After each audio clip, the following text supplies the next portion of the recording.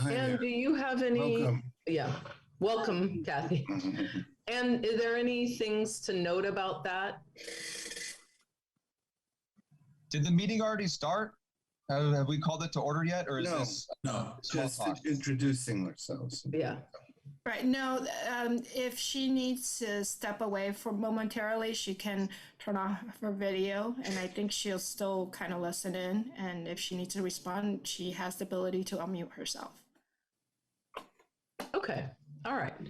Okay, so I'm just going to call the meeting to order. Roll call, please, Anne. Commissioner Bainan, Here. Commissioner Garrett Pinguello, Present. Commissioner Grossman, Here. Commissioner Cannoli, I'm here. Commissioner Lindsay, Here. Commissioner Rye, Here. and Chair Zapata. Here. Sierra, I wondered if you'd be willing to read the land acknowledgement. Oh, absolutely. Yeah. Should I go for it now? Cool. So the city of Albany recognizes that we occupy the land originally protected by the Confederated Villages of Lejeune. We acknowledge the genocide that took place on these lands and must make strides to repay the moral debt that is owed to this indigenous people, specifically the Ohlone tribe. We thank them for their contributions. We have transformed our community and will continue to bring forth growth and unity. The city of Albany commits to sustaining ongoing relationships with the tribe and together build a better future for all that now make this their home. Thank you so much, Sierra. Appreciate that. I wanted to share my screen and remind us about the agreements that we had come up with, and they're on the screen. There are 5 of them, and I'm going to read them aloud. The first is work to keep your comments to no more than 2 minutes, because time is of the essence. Share time, please. We in the meeting leave space for those who have not commented to do so. So that's one of the efforts and agreements. Please use the raise hand function and lower your hand once you've had a turn. So it just helps us with clarity, because sometimes people leave their hands up and then it's not sure, have they had a turn to talk? Are they raising their hand?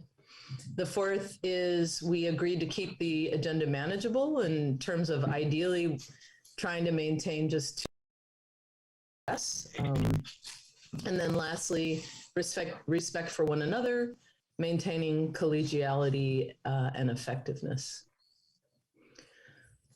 Okay, so I see a couple hands, Sierra and then Jeremiah.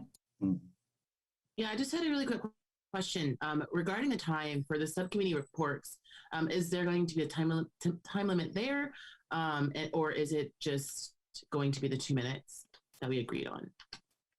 Oh, that's a good question. I think the idea was we would keep our comments brief in terms of like responding to and that sort of thing, but not speaking time if you're presenting a report.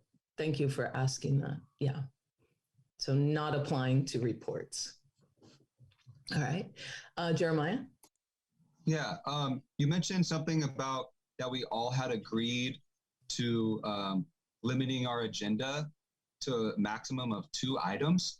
I don't know if I ever agreed to that. I would not agree to that. We have a big work plan with potentially 15 to 20 items, and we only have maybe 8 more meetings left. So we at least need to have 2 items from our work plan on each agenda. Just a suggestion. Thank you. Yeah, okay. All right, let's see. I'm gonna move on to our item number 2, which is approval of the minutes. Any amendments or a motion to approve? So moved. Is there a second? I second. All right, any comments?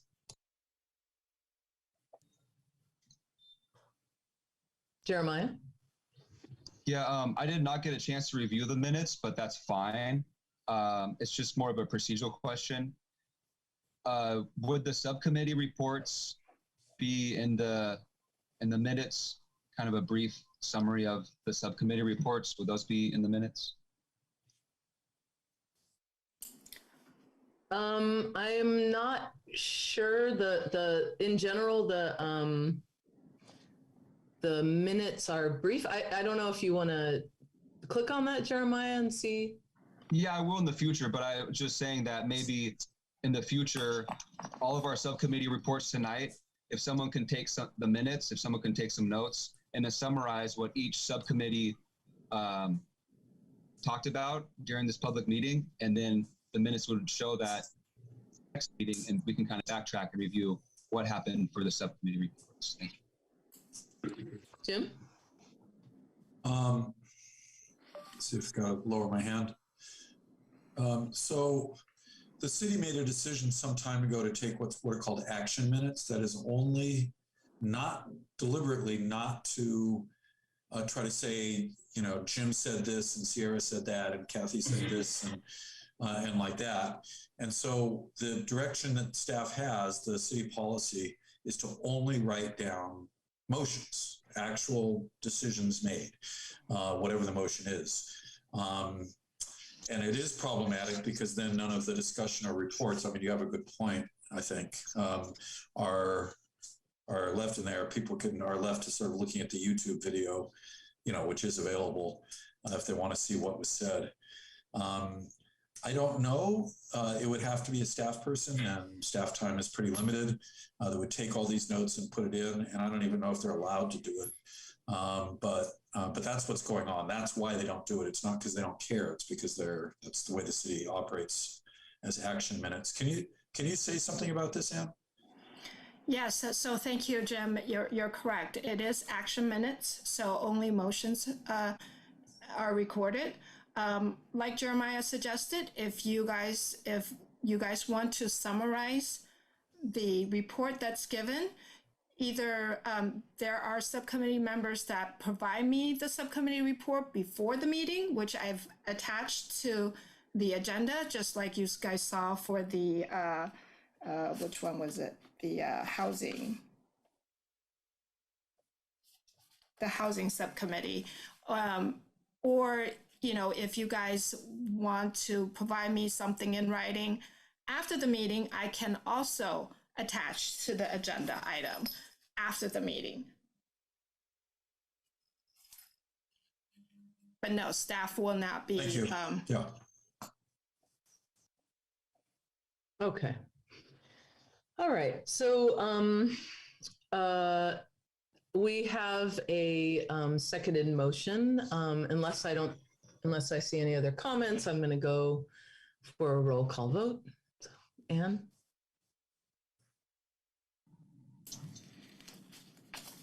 Commissioner Bainan? Yes. Commissioner Garrett Penguella? Yeah, I approve of the minutes. Commissioner Grossman? Yes. Commissioner Cannoli? Yes.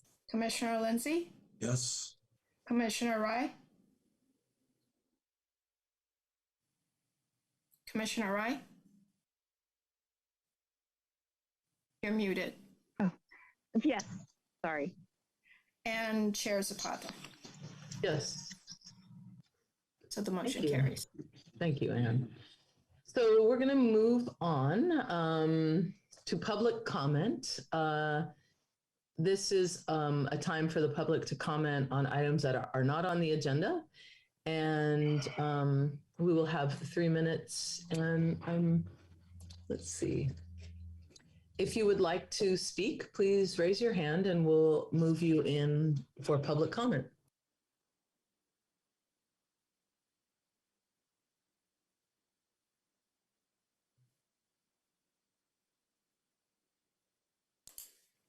There are no hands raised. Okay. All right. All right. So next up, we have announcements. So this is, first of all, are there any staff announcements, Anne? No, there isn't. Thank you. Mhm. All right. Any commissioners have announcements? Please raise your hand. Okay. Jeremiah? Yeah, I do have announcements, and maybe in the future, city staff could do some of these announcements, considering they are city things. The Berkeley Food Network is offering free food to Albany residents, and their address is 1925 9th Street, and their phone number is area code 510-616-5383. And Berkeley Food Network is offering free food 5 days a week, Monday, Tuesday, Wednesday, Thursday, and Saturday from 10 a.m. to 2 p.m. and Mondays and Wednesdays, 5 p.m. to 7 p.m.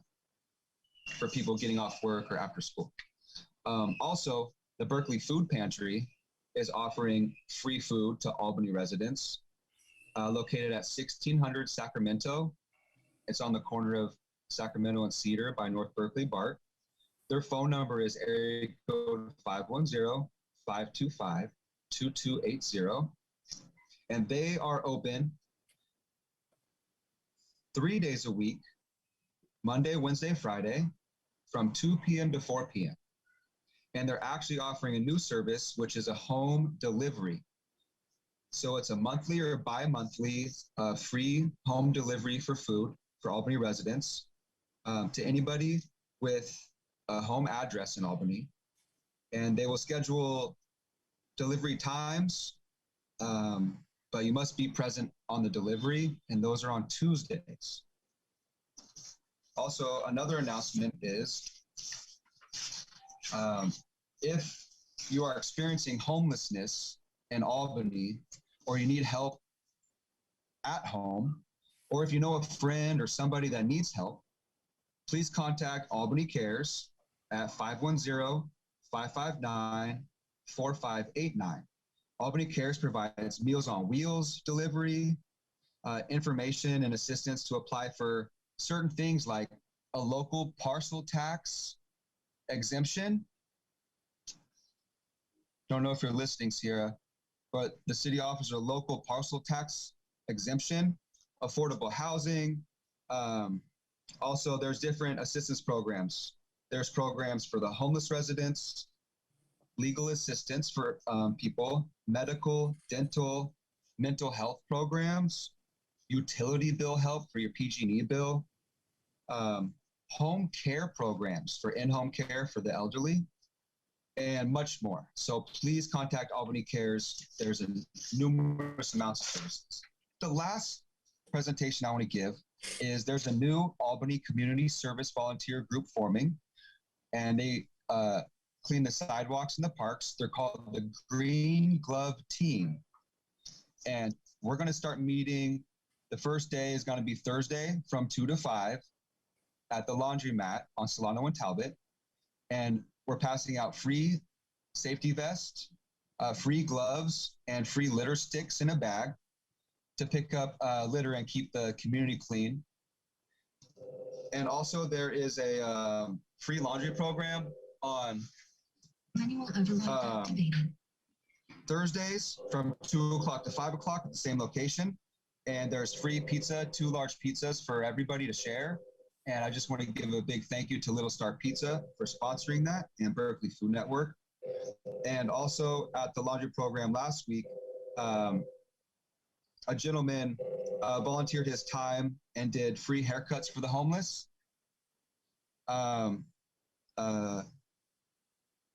African-American gentleman wanting to do good for the community came from Vallejo and cut all the homeless people's hair at the laundry program last Thursday. And that's my announcements. Kathy? Thanks. Yeah, just to follow up on Commissioner Jeremiah's announcements. Thank you so much. Is it possible to have all this wonderful information, maybe not necessarily posted on our website, but maybe as an email announcement, so that if there's anybody that does have a need, that's my first point. Or is that too much work to be like saddling on to either us or Anne? And then my second point give you a chance to respond to that one first, if you think you know the answer. I think, Kathy, what you're asking is whether or not the city is posting this information.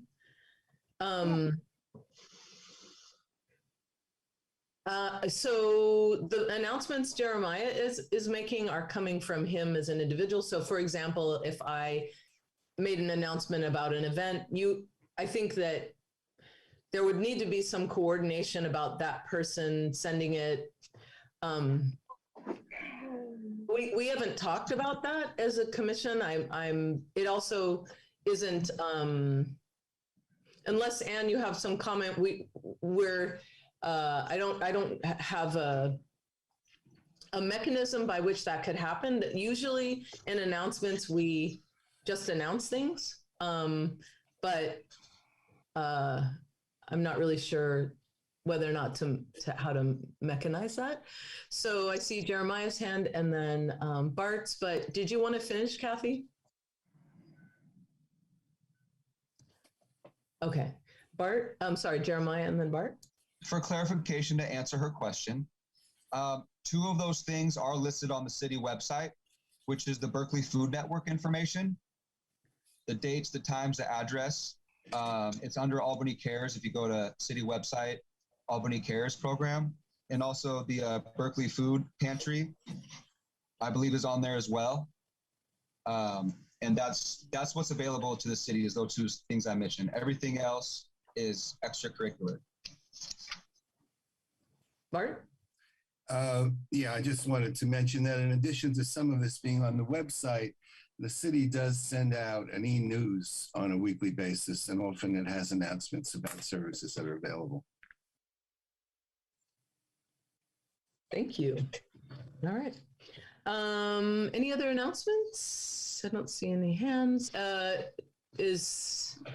guess I wanted to just make sure that if the public has any comments here, please raise your hand and we'll move you in.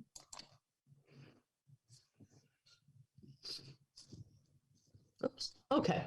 So we are going to go into a presentation today. I know there's been a lot of requests for agencies and programs to present here in our meetings, but Anne and I worked to get Alameda Mental Health Services to come, and they're going to come in July. They scheduled a meeting for us, and not until July. And I'm sorry, both of us Anne reached out after her and I had some talk about this. So what we've gotten from Alameda Mental Health is a July date for a presentation, first of all. And next month, just so you all know, we will be visited by, oh my gosh, Anne, what's our presentation next month? It's on the housing element. Thank you, the housing element next month. So just so you all know, it's that is upcoming. And today, though, we didn't want to lose this presentation time, so we arranged for some young people to come from Albany High School and talk a little bit about the work they're doing working against hate in community. And Will coordinated this visit. Well, thank you so much, Will. And Bart, unless you have a comment for now, I'm gonna have our presenters come. I'll wait. Okay. All right. If the presenter can raise your hand so I can promote you up.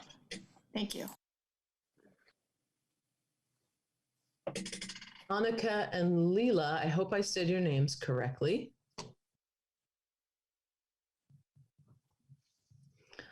Hi there, Annika. Leela, did I say your name correctly? Yeah. Okay, welcome. In general, just so you all know, we have these presentations. We have about 20 minutes. If you want to talk perhaps for 10 or so, and then we'll ask any follow-up questions. We're so glad you're here tonight, and excited to hear what you have to share. Perfect. So basically, we split up a bunch of stuff that we're going to say in half. Leela, I can start. Okay. So we have a club at Albany High School called Speak, and it was created a few years ago after a racist Instagram account was made and shared all around Albany High School. I'm sure you are all very familiar with that. And so it was made around, it was when I was in 6th grade. And I knew about it because my sister was in it when it was first created. And so she told me after she graduated high school, like, you should really join. They do a lot of important things and help the community. And so some of the things that we do are we organize rallies surrounding current social justice issues. And so when the high school in Florida, there was a shooting, we organized a walkout that many people in Albany High School and Albany Middle School participated in. We went to a local church and we had an open mic for everyone to talk. And I think it was really beautiful seeing everyone talk and everyone come together. And I remember it was like when I was in 6th grade. And so my sister was a senior.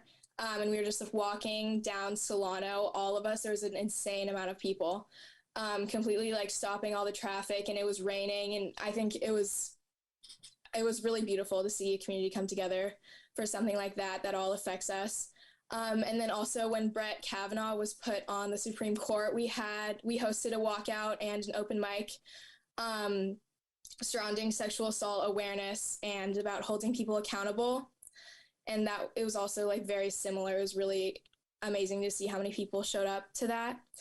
We also host forums and we collaborate with other clubs at Albany High School, like the Black Student Union and the Asian Student Union. So a few weeks ago, for example, we collaborated with the BSU and we had a forum about kind of privilege, but specifically around like how safe people feel around the police, especially like in Albany, and similar topics. And so we did kind of like a spectrum activity where there was a statement and people would stand like wherever they agreed or disagreed with the statement. And then we had an open mic for everyone to talk. And then last year or more like 2 years ago, there was a rise in Asian hate surrounding the pandemic. And so we teamed up with ASU and had a forum for Asian American people to speak about their experiences. Leela, do you want to finish? Yeah, okay. So at Speak at the high school, we have weekly meetings every week. Our club has everyone in it from freshmen to seniors. And at our weekly meetings, we usually discuss important current events or important events that have important modern day connotations. And we discuss them as a group, and our leadership team usually makes a presentation on them. So for example, this week's meeting was on Russia's invasion of Ukraine, but we've had previous meetings that are on things like overlooked figures in the civil rights movement. And so they really span a variety of topics. And we really prioritize group discussion and making sure that everyone has a chance to share their experiences and learn new things. And then throughout the year, we give presentations at both Albany Middle School and at the elementary schools. So our presentations at the middle school in the past have been on things like body image and LGBTQ plus issues.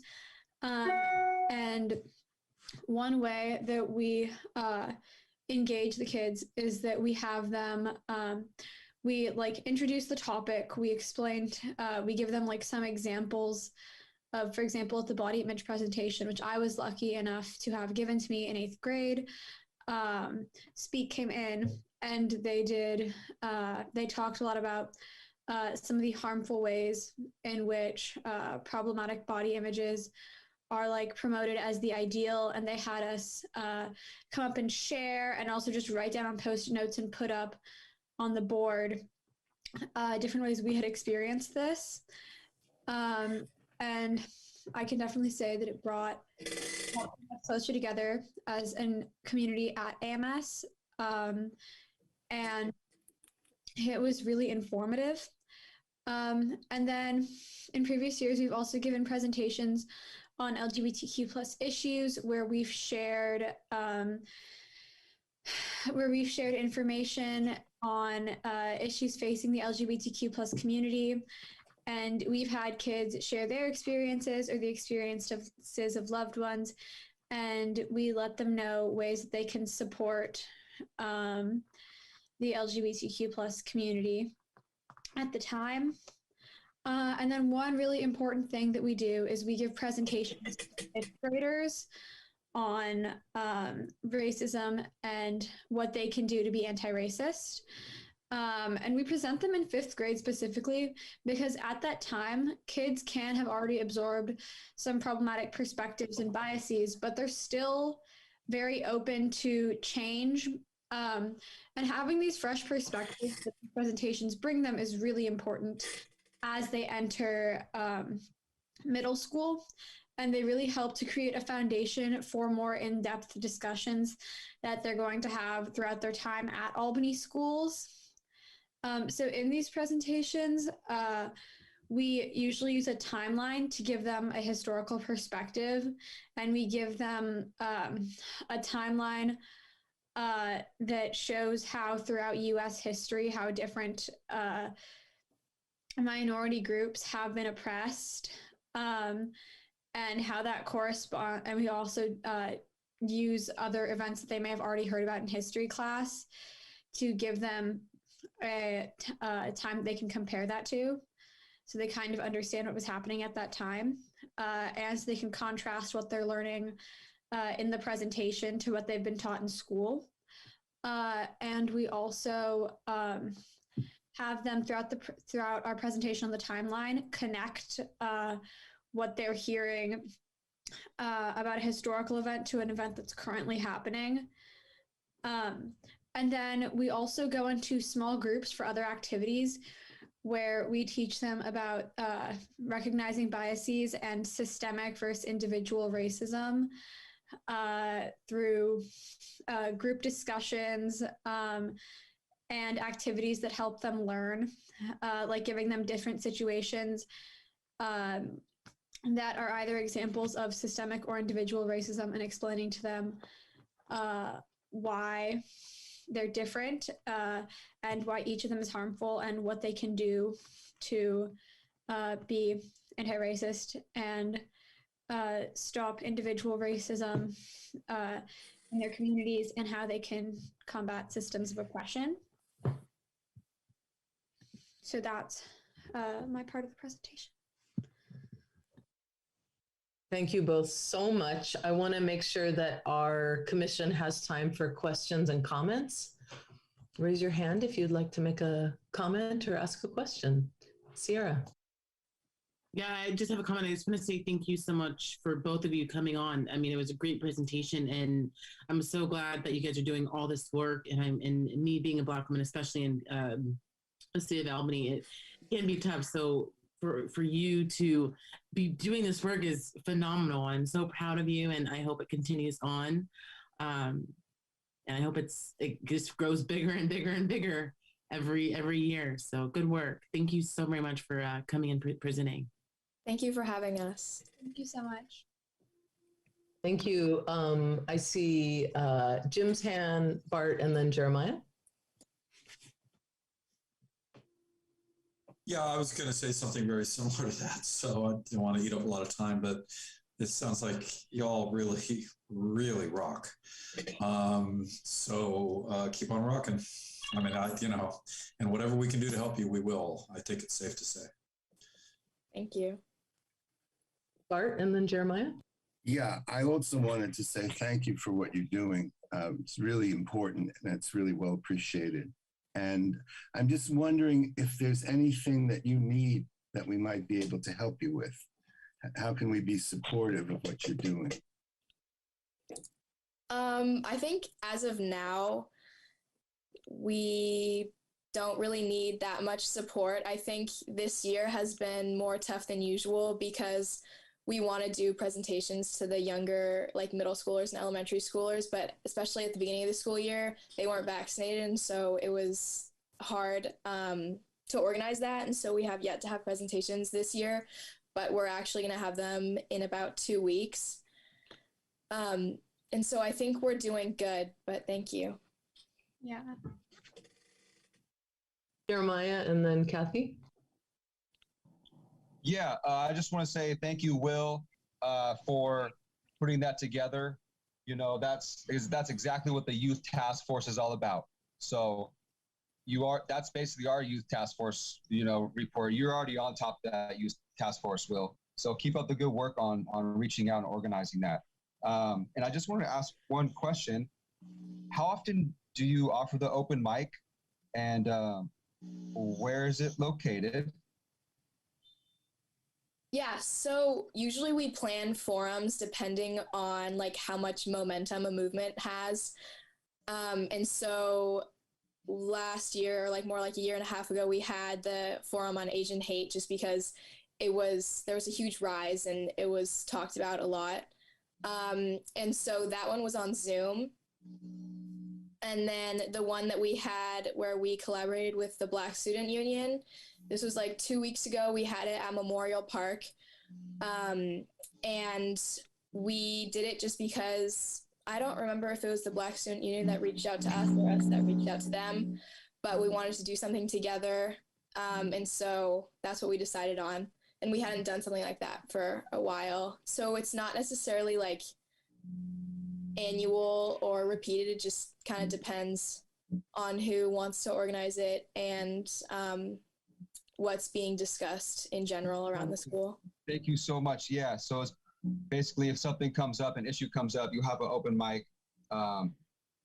That's wonderful. Do you guys have a speaker box and a microphone to do that with? So at our forums in the past, one thing that we've done is we've had sort of, if you've seen the video channel Jubilee, where they have a middle ground format.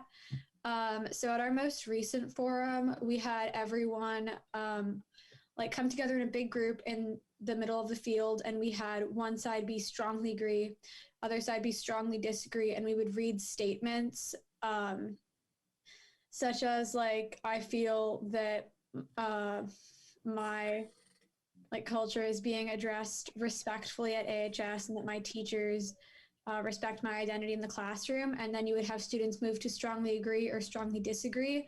And we had someone with a microphone, and people would just raise their hands and show and say why they were standing in the middle or why they were standing on either side.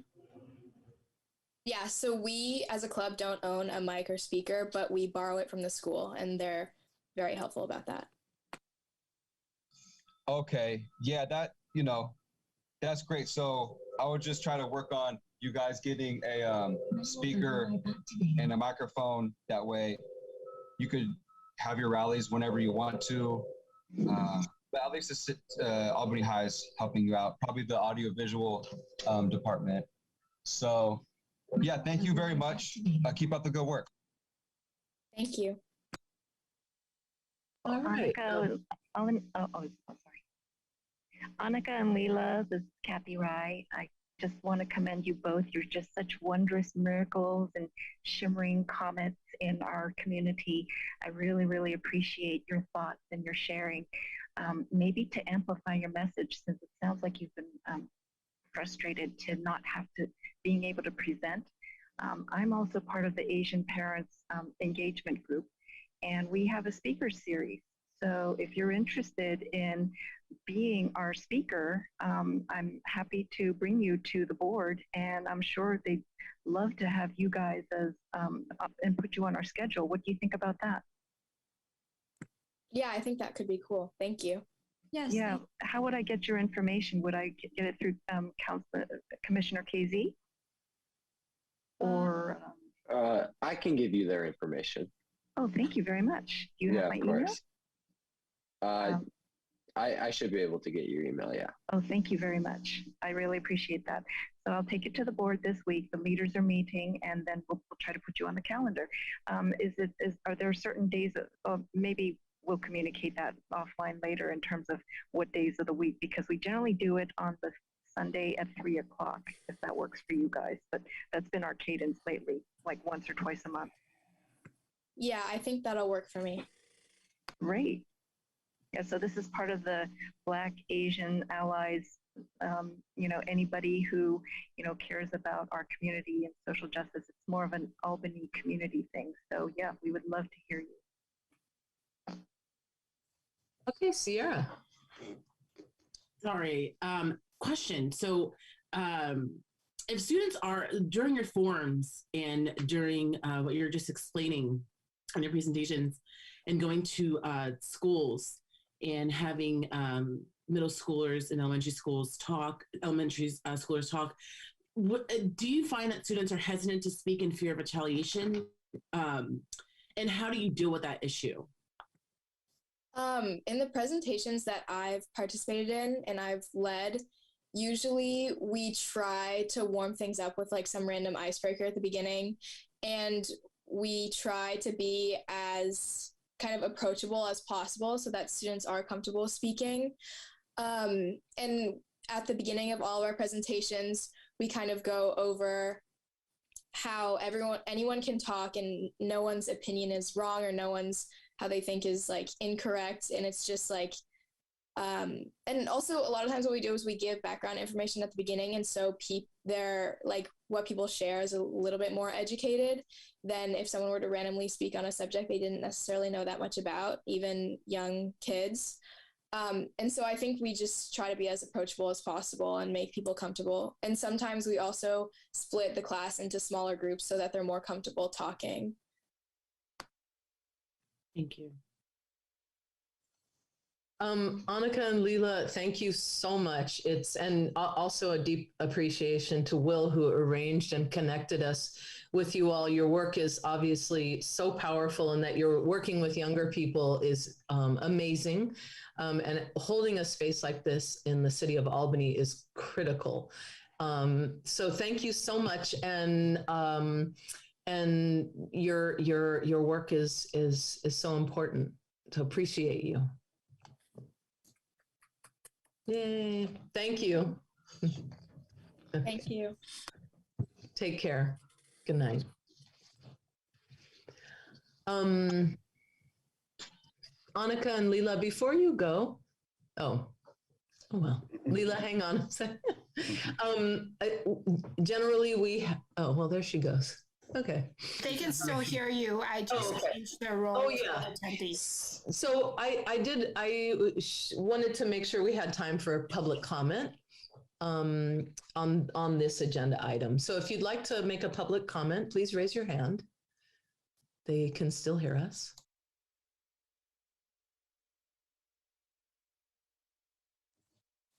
All right, I'm going to keep us moving. So we are going to head into 6.1, and this is subcommittee reports. Just real quick, Bart, your microphone is on. Can you turn off your microphone, please? Because you keep popping up on the screen. Thanks. What? Okay, thank you.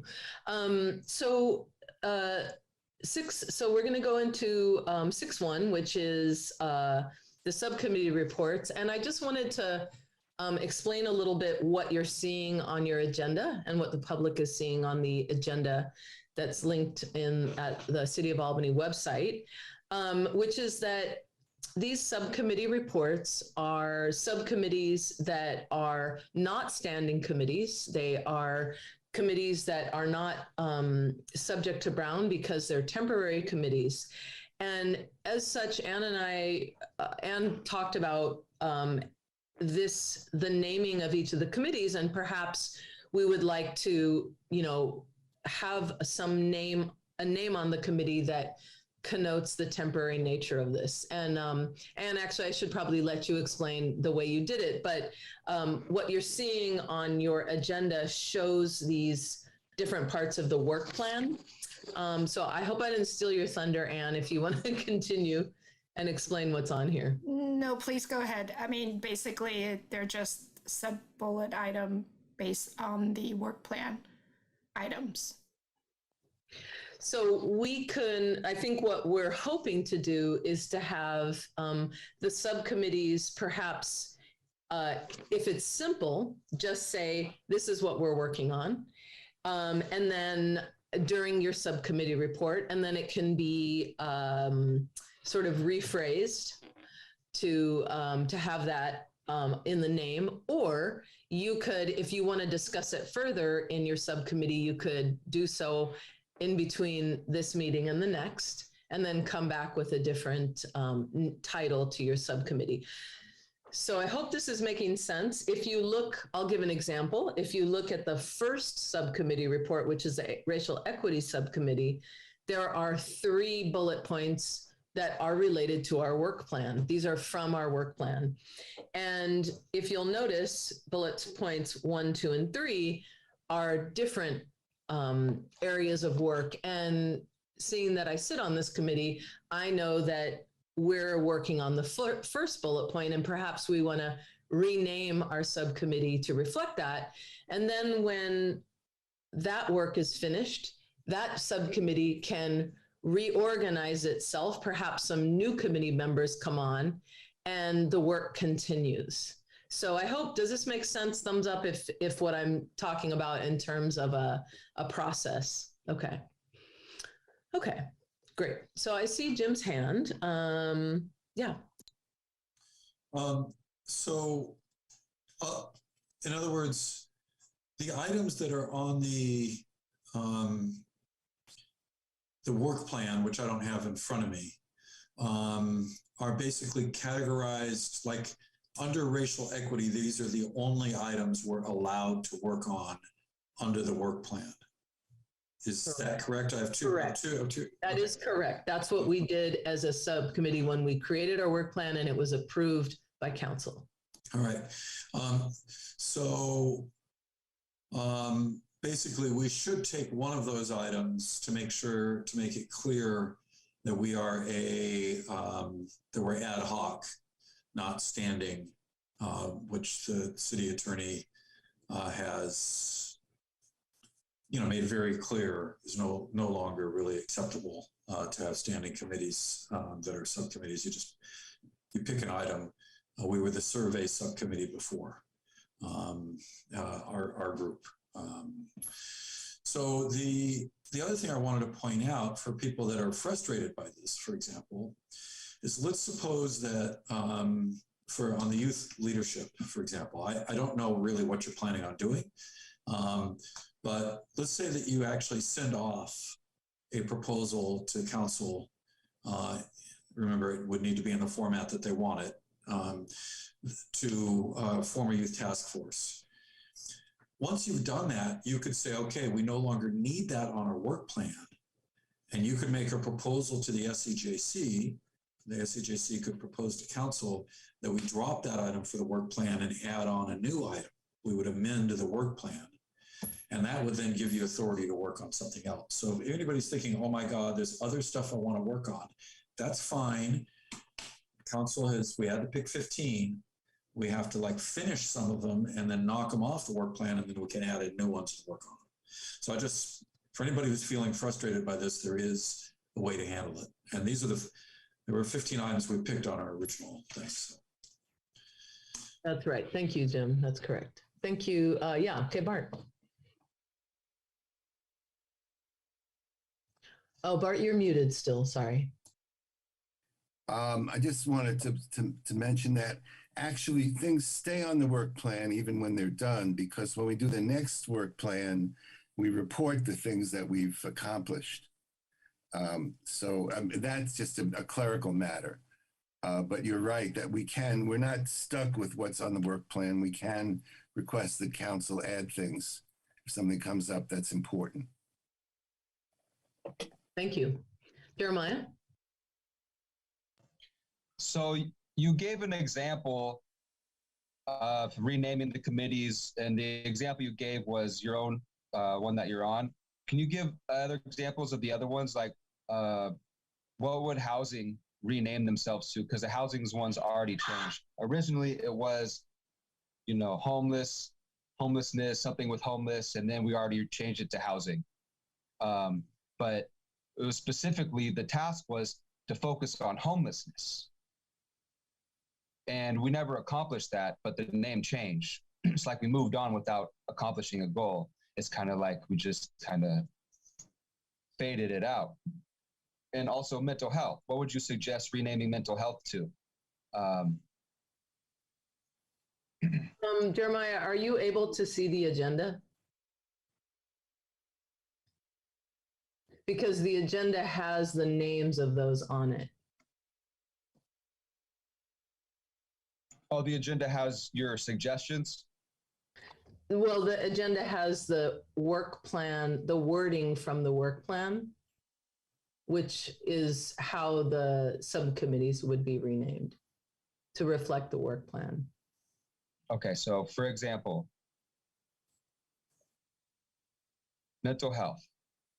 What would we rename the mental health subcommittee? What would we rename it to? For an example, what will we rename it to next? So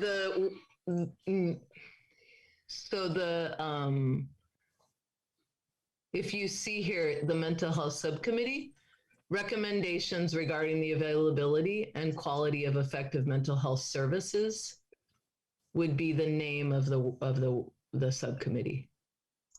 Okay, I'm a little confused because this agenda item is for the subcommittees to report, and we've been on this agenda item for almost 10 minutes, and the subcommittees haven't even had a chance to report yet. So when are we going to start that process? It seems like the subcommittee's report is already done on paper, but can you give the subcommittees, can you give us a chance to at least tell the public during the public meeting what we talked about? Because it's like the public reads the agenda and they already know what the subcommittee talks about. And then when the subcommittee talks about what we're talking about, it's exactly what's on the agenda. So I'm just really confused in this whole process, because never to this date have we ever had detailed information about what was spoken in our private subcommittee meetings. Now, privately, what we spoke about, less than a quorum, 3 people, is aware of it before we even get a chance to say it ourselves. At least give us an opportunity to speak first or something. Okay, so I'm going to go down the list of subcommittees so that they can start presenting.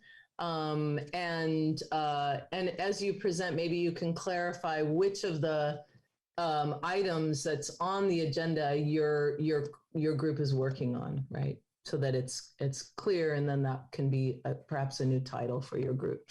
So, Jim, do you want to? Do you have? Oh, all right. For us, I'm gonna report out for us. Did you have a question, Jim? Or just a comment.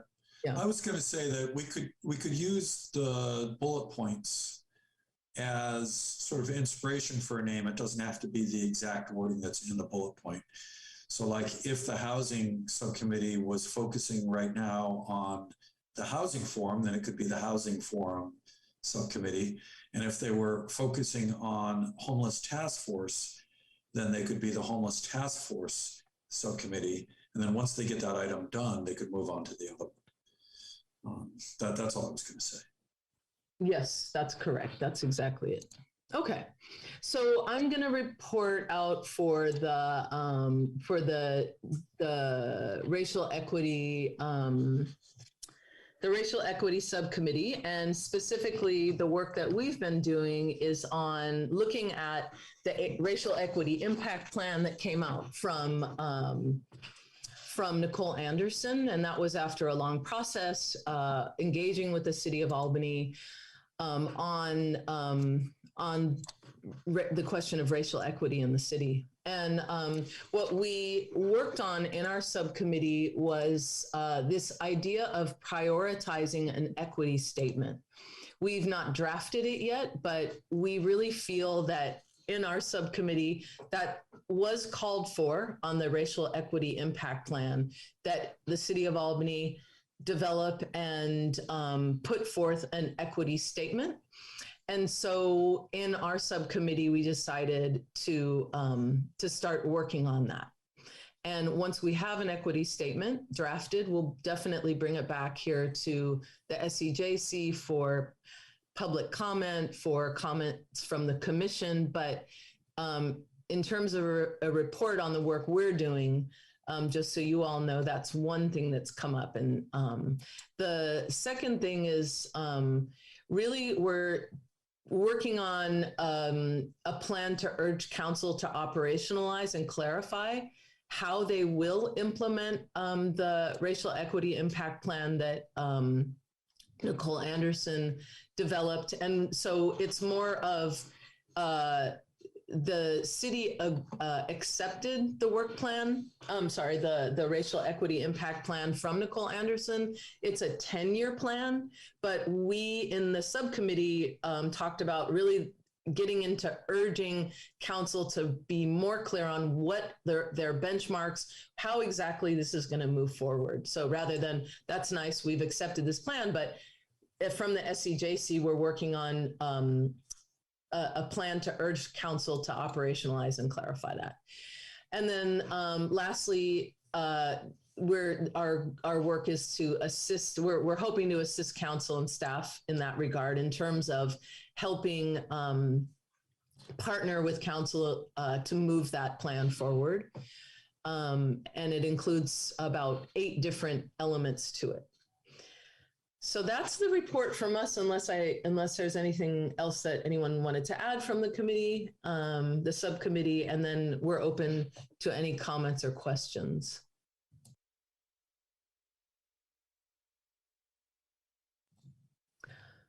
Okay.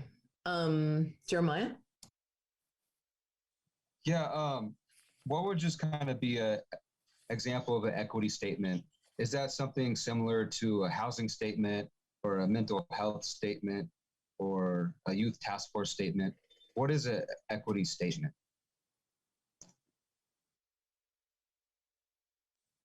Anyone on the committee want to respond to that?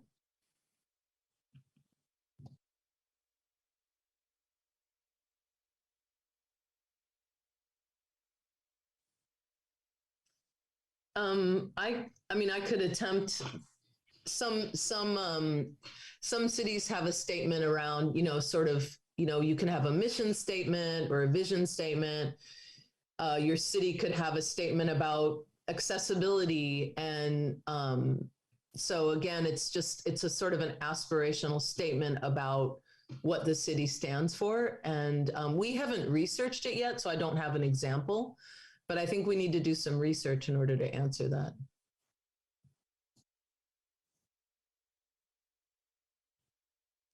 Jim and then Bart. A lot of these examples that I'm looking at, it's very quick to get examples. You just Google it. We're not just going to Google something and copy it, but are from a personal one. Here's Genentech's. We're not going to use Genentech's, but just give you an idea what an equity statement sort of calls. Genentech says, we are inclusive. We celebrate multiple approaches and points of view. We believe diversity drives innovation. So we're building a culture where difference is valued. We take a holistic approach. We're always growing our network of people, programs, and tools, all designed to help people grow and manage their careers. I think ours might be a little more, that I wouldn't want that one, but that's an idea of an equity statement. So like a paragraph in some sentences about what's really important to us in terms of equity in our city. Thank you. Bart? The Nicole Anderson report, which is available online, I believe, has a number of different equity statements. I did want to point out that the one that they indicate that the SEJC adopted, actually SEJC never adopted an equity statement. that we had some discussions about it, but we never adopted one. So I'm really glad you're doing that. And I really applaud your talking to council about what are we actually going to do with that report that we spent a year on, and that we promised were promised would be implemented. And as far as I'm aware, nothing has happened. Now, maybe things have happened, but they haven't been reported. Thank you, Bart. I am also aware that we should have a portion for public comment. I apologize for that. I meant to have it at the beginning. So I do want to open space for public comment. And this is on this agenda item on the subcommittee reports. So, Anne, I'm gonna ask for anyone that wants to have public comment on this agenda item 6.1, please raise your hand.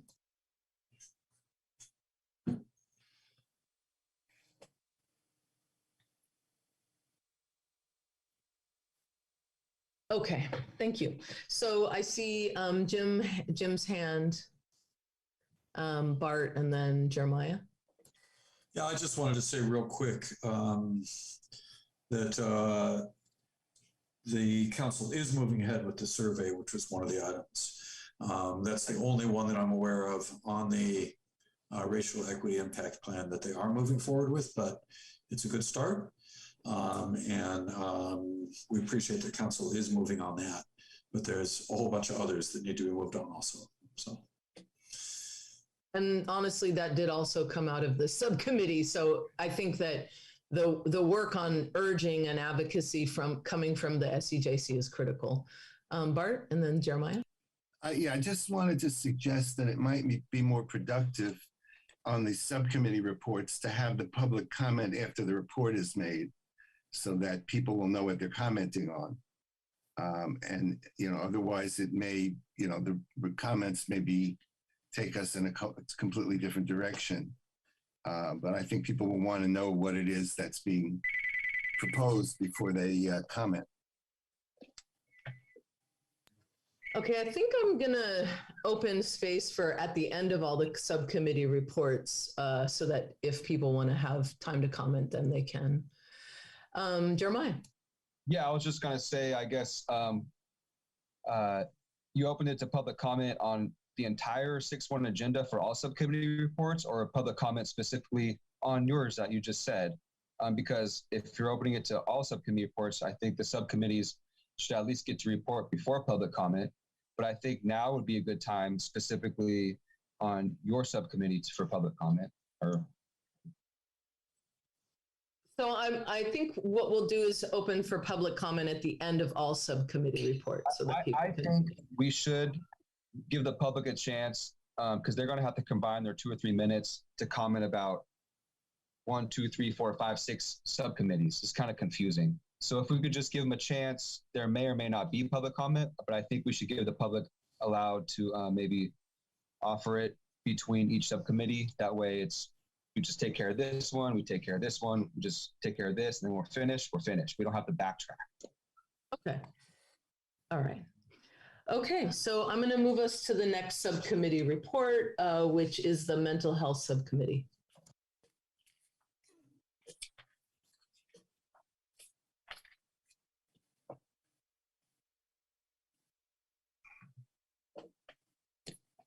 Bart, yeah. I just wanted to say that member Garrett Pinguello and I met. I wasn't able to reach member Bainan, but we really didn't come to an agreement.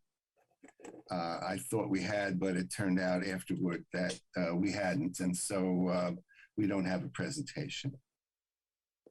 That's not entirely true. Obviously, what we said is already on the agenda. Our subcommittee report's on the agenda, what we talked about. Where? And talked about, Chair was talking about how the mental health, we're going to get a report in July or something from Alameda County. well, that's one of the things Bart and I talked about during our subcommittee meeting. Yes. Right. So we agreed on that. And apparently it's already been agendized and talked about. So yeah, we agreed on that. We agreed on everything. We had a great report. There was just a procedural thing we did not agree on. And that's pretty much it. We had a great conversation. It was just after the fact, we just disagreed on a procedural thing, which is okay. But Bart had presented in our subcommittee report, Bart had an outline and it was beautiful. I mean, it was flawless. And in fact, I'll be honest, I used Bart's outline for our other subcommittee meeting because his outline was flawless. And so I agreed on everything. It was just a small procedural thing after the fact that we didn't agree on, but it's okay. I'm a team player and I'm here to cooperate. And so there was a great report, Bart. So if you want to mention a couple of things, it would be great if you care to.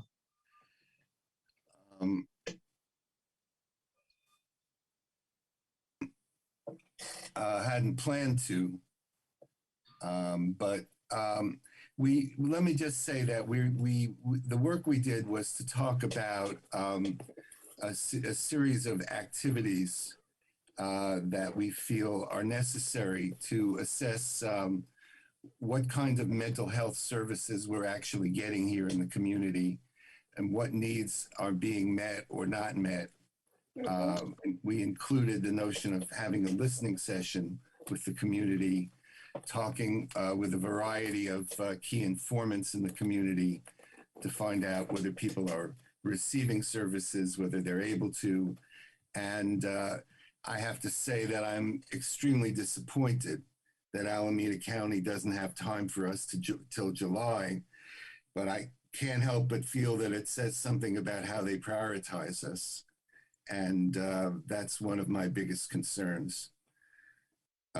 So I'm glad that we were generally in agreement on the work plan for us. And I think we need to have a meeting with the three of us to go over that and move forward. But we do have some objectives in mind, and we really want to not just go on, what we've been told, but really talk to people in the community, find out what their needs are and whether they're able to access services.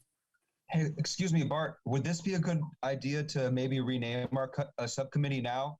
Well, the subcommittee, yeah.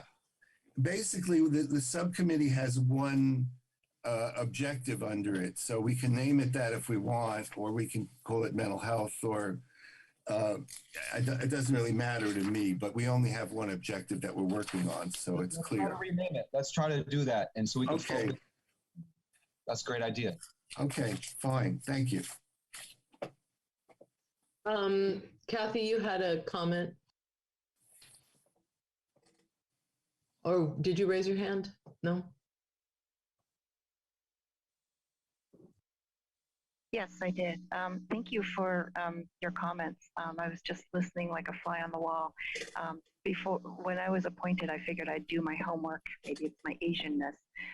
As an engineer, numbers do stick in my head. So I do have some comments when it does come to mental health, because part of that speaker series that we did was a listening session for the community. And I did a little bit of homework. I found a report that was done on economic development passed by the city council back in 2017, went through the demographics, and it went through a couple numbers in terms of showing that the police budget is 30% of Albany's city budget. Okay, that being said, I also did my other homework by listening in on city council meeting last Tuesday, and was flabbergasted that Albany police asked for 10% increase, but it actually ended up getting a 44% increase. Because, as an engineer, numbers stick in my head. And I think this bit of questioning, I ended up questioning, hey, can I at least have a copy of the audited report? And it fell on deaf ears. The finance director, Heather, has just sent me a link, but it doesn't have that actual number. I actually took a screenshot when those numbers were thrown up there, but it doesn't seem available to the public. So I don't know if that's something the Brown Act can help us out. I know she's busy and I know time is limited, but that's the kind of question that I'm heading towards, because if we're able to unlock what's going on and how these decisions are made, we can cover racial equity, we can cover housing, we can figure out whether mental health, can we expand it to 24/7 for the Berkeley mobile unit? Because part of my listening session came across somebody on my own block who got into a fight as normal couples do, but because a passerby caught that fight, he called the police. And because she froze, she's traumatized. And he ended up with a scrape because he's trying to keep her safe. The police ended up telling them that one of them has to go to jail. Well, I'm sorry to make this, I'll eventually get to my point, where last February 19th marked the 80th anniversary of Roosevelt signing EO 9066, which imprisoned Japanese Americans. So I did a little bit of homework as a dumb mom in sweats. Okay, I Googled it. Santa Rita Jail basically has the most deplorable conditions where just in the past 6 months, the judge has found in favor of the inmates. And just from firsthand testimony from my listening session, you know, it's deplorable. There's feces on the walls. He was held for 8 hours, and the family had no idea when he's coming out. And they just hauled him away just like that. There should have been an unarmed response for this mental health condition. So I started at least questioning. And then Biden has a CARES Act for house arrest. But my point is, if Albany police can have $2 million overinflated budget, can we at least take some percentage of that and put it towards Alameda's mental health? Because it sounds like they're clearly understaffed. So if we're able to give them more resources and have them more staff, we could better serve our community and stop abusing our residents. Those are just my 2 cents. I know I went off in all kinds of different directions, but I think it encompasses pretty much every single subcommittee if we start looking at the purse strings. Who's deciding how money is being spent, and is it being spent wisely? So there's alliances such as CURB, Californians United for a Responsible Budget, trying to close down prisons, because as a structural engineer, I worked on the San Mateo prison back in the 90s. My firm chose it, I did. But after learning that it costs $30,000 a year per prisoner, I swore, I vowed to never work on a prison because it's so dehumanizing. And today, guess what the number is? It's $106,000 per prisoner per year. It's big bucks. It's putting profit over people. So this is the kind of stuff that I'm starting to pay attention to since being appointed to this committee. And, you know, being able to give voice to more just women, beautiful Black women, such as Pamela Price for DA and Joanne Walker for sheriff, because we need to clean house here. There's something seriously wrong. And if I didn't talk to this firsthand experience, I wouldn't have known, because it's so invisible unless somebody is tangled with the police. And just from reading the 78 comments from the Albany Police Task Force, you know, you could tell the majority of the one sentences were because of APD having a marketing campaign. And they said, oh, I support the police. But of the 19 of them, that's like about a quarter of them. They gave really thoughtful answers in terms of, wow, I'm a white guy, and this is how I was treated. I shudder to think how he will treat people of color. So those are the kinds of things that, I mean, I don't want the police to go away, but I'm starting to seriously want to interrogate what's happening with our funds and how can we allocate it better? Should we have neighborhood courts? Can we have house confinements for nonviolent cases? Those kinds of questions. Anyway, sorry, I'm going to let you go. Okay, Bart, and then Jeremiah, and then Will. Kathy, you're anything but a dumb housewife in sweats. That's pretty clear. And I really appreciate that you took the time to tell us all that, because it helps us to know you and think about how you fit into us. I do want to mention 2 things you may not be aware of. There is a policing task force that council set up.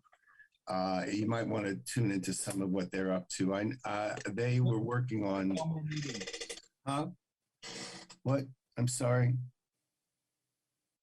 Okay, well. Jeremiah has some comments can you make them when They're not meeting anymore. So Bart, there's no more meetings for her to join in on. Okay. Please. All right. Oh, good. I did not know that. I made it to the last one, so I shared these comments with that task force. So I made it to the last one. Good. I'm glad you're aware of that. You did mention Berkeley mobile crisis, and you may not be aware that we no longer have access to Berkeley mobile crisis, and this is one of the problems. We used to be considered part of the Berkeley mental health catchment area, and then in some process that we really can't find out much about, it was decided that Alameda County would provide our mental health services. We had the council had a presentation from Alameda County about their mobile crisis service that basically said, if we called them, it's unlikely that there'd be a team available. And if there was, it would probably take at least an hour for them to get here. So that's one of the things I really find unacceptable that I expect we will want to work on in the mental health task force. Could Will go first? Because I want to give him a chance to speak. Okay, thank you. Will? Yeah, sure. Yeah, thank you so much for speaking. It was great to hear from you and get to learn more about you. I would just love to know, like, how you think, like, the Social and Economic Justice Commission could really help. Like, what specifics we can do, because it seemed like there were a lot of broad ideas, which are great, but I would really like to drill down and see like what each specific subcommittee could do in the future, or specific things like that, so we can actually make change, I guess. Will and then Jim. Yeah, so thank you, Will. Jeremiah and then Jim. Yeah, I'm interested in finding out that also, Will. That's a great question. I'm glad you asked that. So I agree with a lot you said. And I think you're going to be great on this commission. I feel you, I understand you, and I agree with a lot of things you said. Welcome to the commission. There are, some things, I just learned this meeting that when we have a subcommittee meeting, during our meetings, we should focus on the work plan and which item of the work plan we're going to discuss in our subcommittee. So I learned that this meeting, what to actually talk about in a subcommittee. Things we talk about our subcommittee, hopefully comes from our work plan. But yeah, keep up the good work. Welcome to the commission. It's a tough commission to be on, but keep up the good work. Thank you so much. Yeah, I just wanted to say that I probably haven't had time for all this stuff, but just real fast. The way it works is that council, we propose things to work on, and council says, yes, you can work on that, or no, you can't work on that. And on policing specifically, it's not on our work plan. So unless we propose an amendment to our work plan to work on policing, for example, we cannot. We can only work on stuff that we're authorized to work on, that the council wants us to work on. Get them to spit out the numbers. What's happening? Can I at least get a pie chart on what's going on with the numbers? Nope. Not if it's not on a work plan. The SAJC can't help you. Now, you could file a Freedom of Information Act. You could try to develop a relationship with a staffer, a positive relationship with somebody who can say, oh yeah, you just go here, here, and here. Things like that can help you get there. With the other thing is that SAJC doesn't have any staff. There's a staff person in this meeting. They don't work for us. They work for the council, and they have a specific job, which is to run the meeting and take minutes. We can't give them assignments. We can't give them work to do. They're not our employees. So it can be very frustrating. There's some information I asked for a year ago that I haven't got yet, but I haven't chosen to pursue it. In all fairness. But yeah, I was told a year ago we'd get information on how many people are available, actually eligible for low-income parcel tax exemptions. What's the total number of people in Albany approximately? We're told, yes, we'll get you that info. Never got that info. I reminded him a couple of times, never got it. I've chosen not to spend my time following up on that right now, but it can be frustrating. You can dig it out. All that information has got to be public. So if you look into the website deeply enough, and if you talk to city manager's office, for example, and other people like that, you could try talking to Ann about how to get that information. Then hopefully you can find that information you're looking for. But yeah, we have pretty limited powers. Okay. Is that your hand, Jeremiah? Yeah, thank you. I think, Anne, I cannot speak for you whatsoever, but I think maybe Anne would agree with me on this. The best way to learn everything about Albany is to attend the public meetings. So I'm just going to say one thing. I attend every single public meeting in Albany. Climate action, planning and zoning, all this stuff. Finance meetings, you learn a lot. The fire department, retirement fund, there's all these meetings. There's a meeting pretty much every night at 7 p.m. I don't watch Jeopardy. I watch city meetings. So if you just tune in on every single city meeting, all the money about the finances, it's explained by city manager.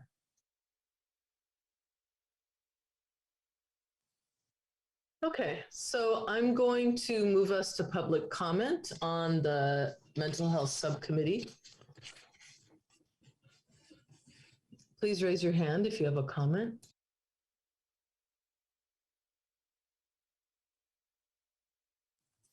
All right, the next subcommittee is the housing subcommittee. Yeah, so we all three met, which was fantastic. I hope that continues because it's hard to get everyone to come together.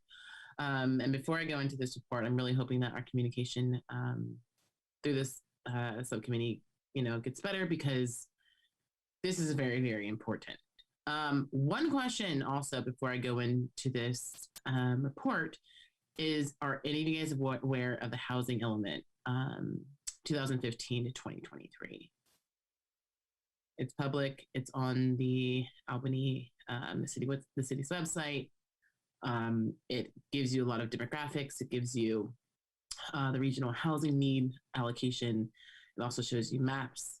It's full of things that was supposed to be done, but it's not done. Are any of you guys aware of it? Or yeah. So going into that, what we discussed as a subcommittee was a lot of things.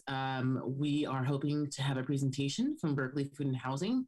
And within this presentation, we hope to gain the services offered, what they do, when they do it, how they do it, and how it can be a help to the community. The accessibility, and how Albany homeless or houselessness residents can actually use it. We also want to talk with, we had an idea to talk with local apartment building owners and create a list of landlords who are willing to accept the Albany Cares housing program. And I did a little research, and I'm hoping that we could possibly really work on a parcel tax where, landlords or homeowners are taxed $10 a month. And what this money could do is go into a pot where we can have subsidies for renters. I don't know if it could be Section 8. I don't know if it could be affordable housing, but I'm really hoping that we can pass this and present it to council. And an example was Berkeley, for example. They raised $135 million to build below market rate housing. And that was in 2018. So if they can do it, we can do it. Because we do need a diverse community. Like when I say there's literally no Black and brown people, it frustrates me. And I feel like it's on purpose. So we need to make something happen. There's only 11 Section 8 housing in the city of Albany.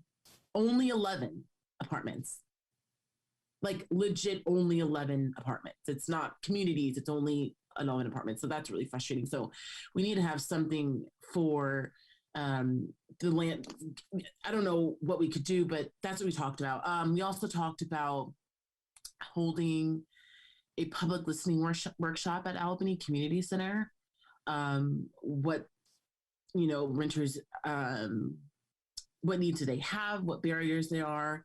I know Jeremiah mentioned in a meeting about a local abandoned house on Solano and Masonic. I believe it's by the Soul Food restaurant, if I'm not mistaken. I kind of want to see what's going on with that. And the reason why is because maybe we could maybe have affordable housing there. I mean, I don't know, but we talked about that. And then formulating recommendations to the council, like I said previously, with transparency, what funding is available. However, most of this is in the housing element, which no one some doesn't know about, but I think it's really important for people to take a look at it. Lastly, so this regional housing need allocation, they were supposed to build, I believe, 80 very low income housing, 53 low income housing, 57 moderate, and 145 units for above moderate income. The only thing they've done throughout the time of 2015 to 2018 is only the above moderate income. So I believe to me that they haven't again worked on this regional housing needs allocation. They have a ton of property. So yeah, and then lastly, sorry, I thought this was gonna be last, but have you guys heard of Moms for Housing? Yeah, so I wanted to see if we can maybe have a presentation for them to come in and have a presentation to kind of give us knowledge and maybe even put the word out so that we can see change in its community. I mean, I'm looking at this commission now and we only have one Black, one brown. And I don't like to see this. And I sure don't like to see no one that is of my skin color. So that's what we talked about. I really hope that we do have public comment.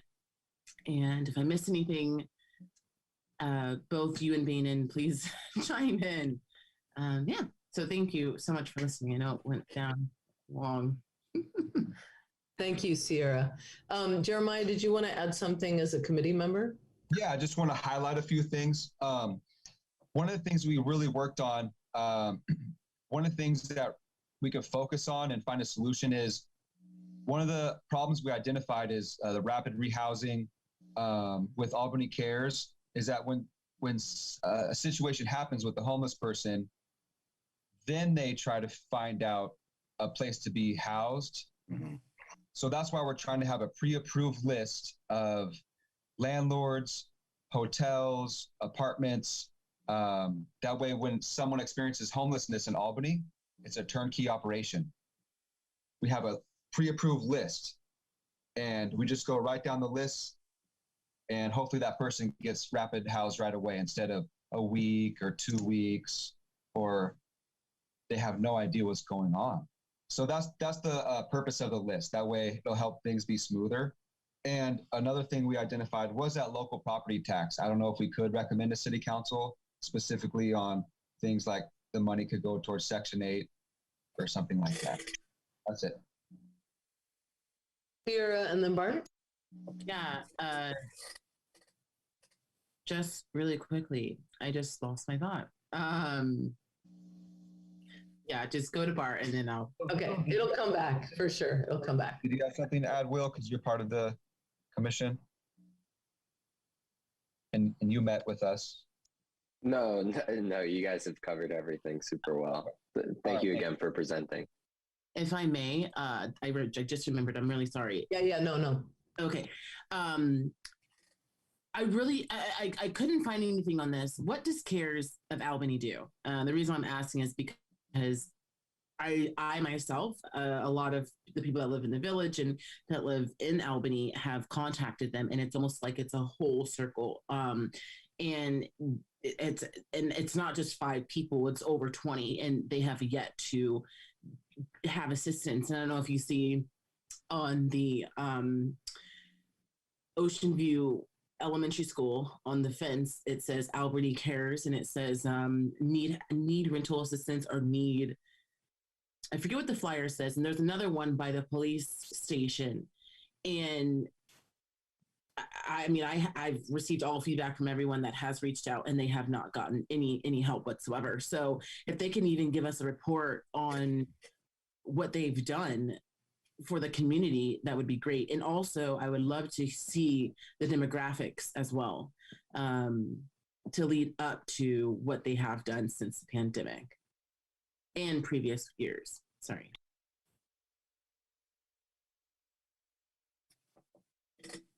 So basically, you're also asking for a presentation from Albany Cares, and also all the information that they provide is on the city's website. When Albany Cares, it's actually a really nice website. So what they do is on there, but it would be great to have a presentation on here. You're absolutely right.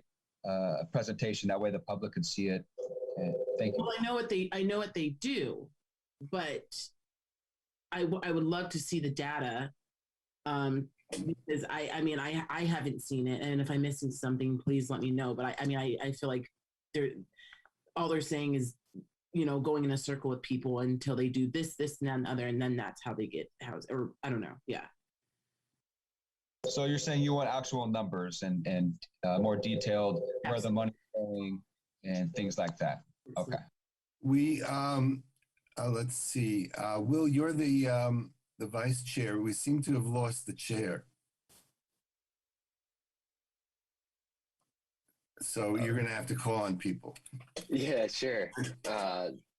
Sure. Commissioner Cannoli. You just spoke and you had your hand up. Okay. Commissioner Grossman. Couple of things. Am I muted? No, good. For change, I'm not muted. A couple of things. The Albany Cares program, which is basically a referral and information service, is supposed to report to us on a quarterly basis, along with Project Hope. And I'm asking you because those used to be scheduled on a quarterly basis, and we have yet to have one. Do you know what's up with that? I will check to see when they will have a report or a presentation, probably a report. Can we have an email, like, as soon as you contact them, to all of, sorry, I don't mean to interrupt you, but just so that we can for sure have it and have great communication about the presentations? I will let you know when the report will be available. And it's never been a report. It's been a presentation with an accompanying report, including the stats that Member Cannoli is asking about. You may not be aware of this, but it's those both of those outfits have presented to us on a regular basis, and the council made us responsible for reviewing them. So, at any rate, that's one thing. I was hoping you guys would talk about the idea of a land trust in Albany, because I think that may be the most feasible way to develop low-income housing in Albany.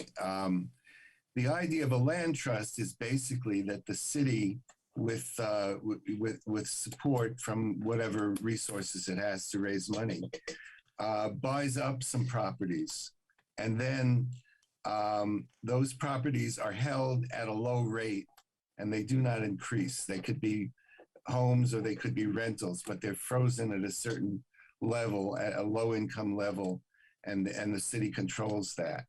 So I hope you talk about that. The problem with Section 8 is that it's a federal program. The allocations are based on the size of the community. We're very small. And they also have huge waiting lists. So even if we had the spots, there would be tremendous waiting lists. So that may not be the most feasible alternative. And the reason that Berkeley has so much money for this is because every time something gets built in Berkeley, and this would be true here as well, there's a requirement for affordable housing, but they allow people to buy out of that requirement by paying a fee that goes into city funds, and those funds are held for the development of affordable housing. We have such a fee too, but we've not had much built. But there is a plan for a major build at the old Albany Bowl. So that's going to be an important one to watch. And then there is the Pierce Street, which is all affordable.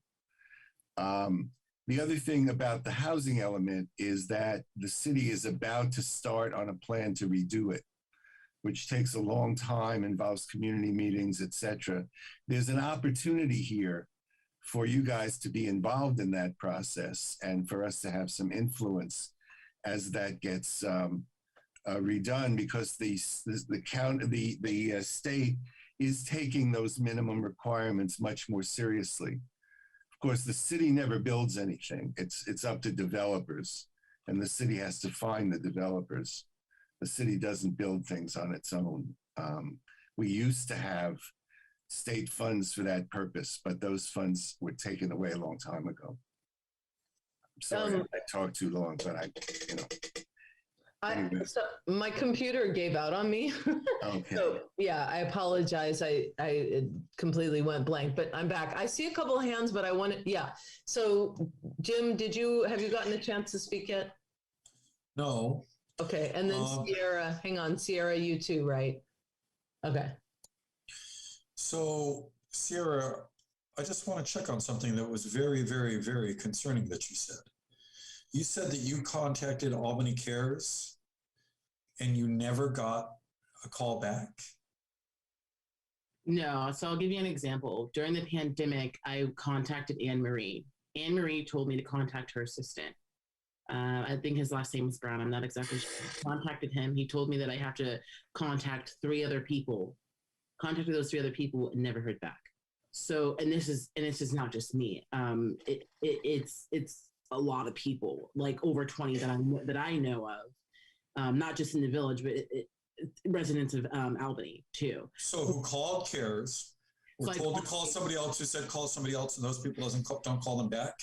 No, I called Albany Cares. So no, you said what you did, but the other people had the same experience. They did this. They had the same exact experience. And can you? That's like completely unacceptable. Yeah. And can you possibly write that up so that it's documented so that we can pursue this? Because that is absolutely. And I have all of the emails from Anne Marie and from, I think, Brennan is his name. Excuse me, Brennan. And Anne Marie, and I have this email, and I'm just like, this has to be a joke. I mean, it's almost like it's false advertisement, because it said, rental assistance on the it's like a huge flyer, and it also says food assistance. So, but what happens is you just get to everybody points to somebody else until somebody doesn't return your call. Yeah, I mean, yeah. Okay. So can you document that, and we can talk about it later or something, or because that's just crazy and completely 100% unacceptable, and we should be able to take action on it. Yeah. Wow. That's why I asked for numbers, because I don't know where the fund was. I don't know where they got the fund or anything. So, Sierra, did you want to go ahead and? Did you have another comment? I'm sorry, don't worry about it. It's okay. Thank you. Okay, you sure? All right, Bart. I just wanted to not let this dangle, but tie it up by saying that we need to get a report from Albany Cares as soon as possible. That should be given priority for the next time that we meet. There's no reason why that should be difficult, because it's local and it's ours. And that should happen at the next meeting. Anne Marie, what is the word on that? You've said that the housing element is required. Can you comment on that?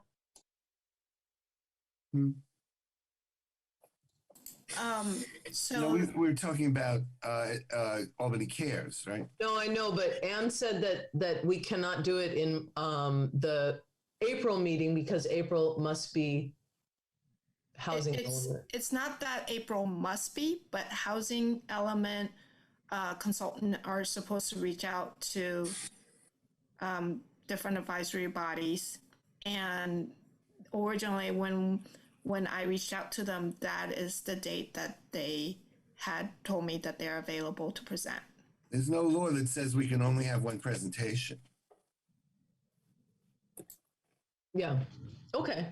So it sounds like getting together a presentation for the housing element, perhaps, as well as Albany Cares, is really urgent. Yeah. Sierra and then Jeremiah. Yeah, but I don't want this presentation to, explain their services, but I would love to see data of how it has helped, how Albany Cares has helped Albany residents. I want to see what the demographics are. And I also want to see what they have done within this housing element, because it's been since 2015, and the housing element is supposed to be over in 2023, which is next year. Mm-hmm. So I would love to see how the housing element has been implemented. And I really hope, and that we do receive this presentation next meeting, because I think it's critical, and I can draft something up to see what we can ask for them to bring, if need be. If I could suggest, could you guys mention that during future agenda? It's not right now. Albany Care is not an agenda item, so if you could bring that up in the future agenda, yeah. Thank you. Thank you, Jeremiah, and then Bart. Yeah, I agree with everybody else. I don't even need to say anything on that. I already have enough. So I just want to say one thing. Bart mentioned the land trust, and I think that's a great idea. I think members of our public think that could possibly be a great idea. I think we should work on a land trust.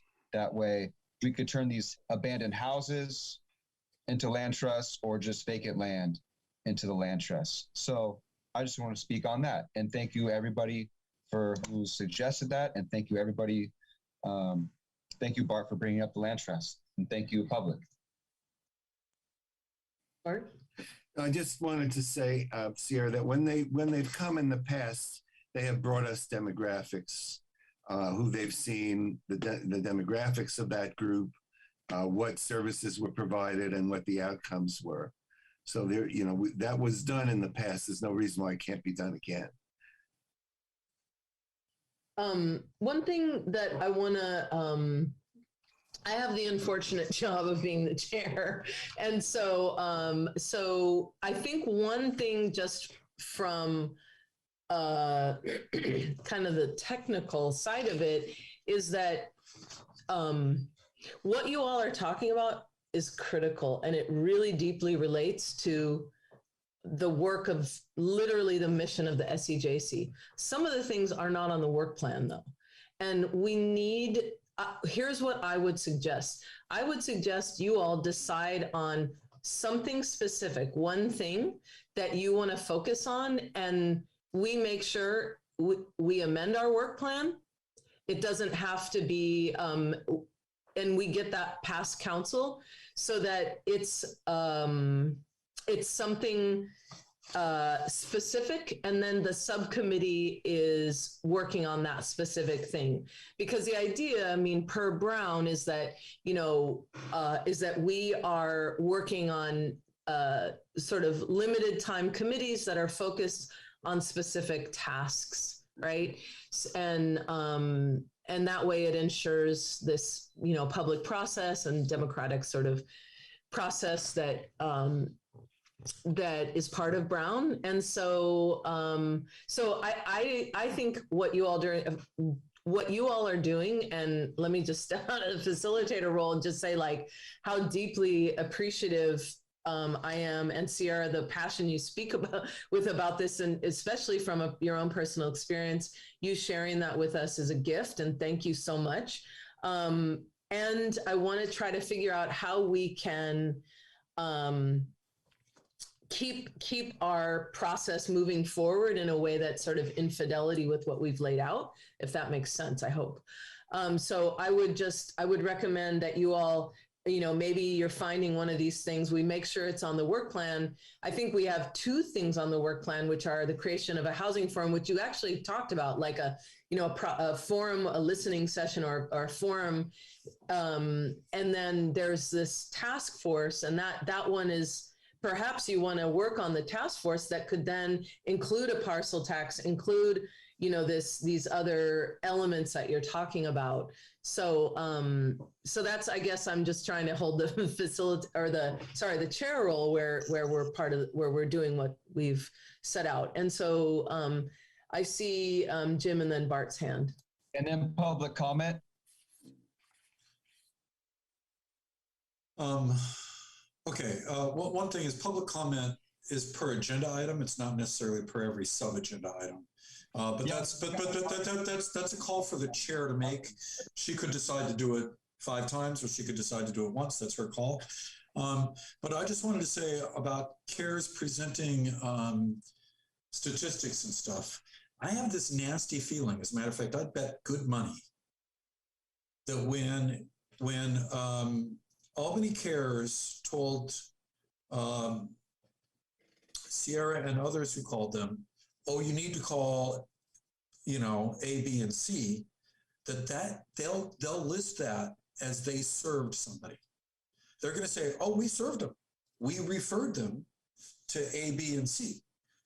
But there's apparently no follow-up at all to see if they actually got any service. And so that's what that means, is that if that's happening a lot, there are very few people are actually getting any services, which would be an utter and complete failure. But their report is going to say, oh, look, we've helped 300 people. If all that means is we referred them to some place that never called them back. So that's my kind of concern here, is that there is like a disconnect between we give you a phone number and we're done with you, and actually helping people. So I'm really worried about this. This sounds terrible if it's true. If this is a typical, I don't mean if it's true, it's obviously true. I mean, if this is typical, if this is common, it's really bad. We could discuss this amongst ourselves until the cows come home, and we wouldn't get anywhere. We need that presentation, and we need to have a conversation with Albany CARES. Otherwise, whatever the reasons are, whatever the circumstances are, we need to have a dialogue with them. So I would suggest we move on from that. Jeremiah? Yeah, just a procedural question, Chair. This is directed directly to you. Due to past practice during this meeting, the first subcommittee report was followed by public comment. The second subcommittee report was followed by public comment. I was wondering if this subcommittee was going to be followed by public comment. Yes. Yeah, we'll open, especially because, yes, for sure. The other thing I want to say is we will have, we still have 3 more committees, and we have the Sugar-Sweetened beverage tax, and we have 45 minutes, just heads up. So, this is one of those meetings that is hard to juggle, but unless there are any other comments, we're going to go to public comment. Chair, I just have one quick comment. I did a little digging. Looks like what's on the work plan, Albany CARES, is regular reports annually. And the last presentation or last report from Albany CARE was July 2021. Okay, so maybe, I mean, why don't we just reach out to them and see, you know, ideally they can come in March and talk maybe just a couple months early. I think it would be ideal. Is there a problem with asking for that, Anne? No. Okay. So let's see. Was that CARES or Project Hope? And are they different? Yes, they're different. Yeah, so. It was CARES, yeah. I'm gonna go to public comment. Anne, if you can bring the first person in. Hi, this is Margie Marks. First, I wanted to thank Sierra for your work on the housing. You did a great report. Thank you. I wanted to let you know that planning and zoning has already started working on the housing element. They've had several meetings about it. A consultant comes in and does a little bit of work and then gives it to the planning and zoning.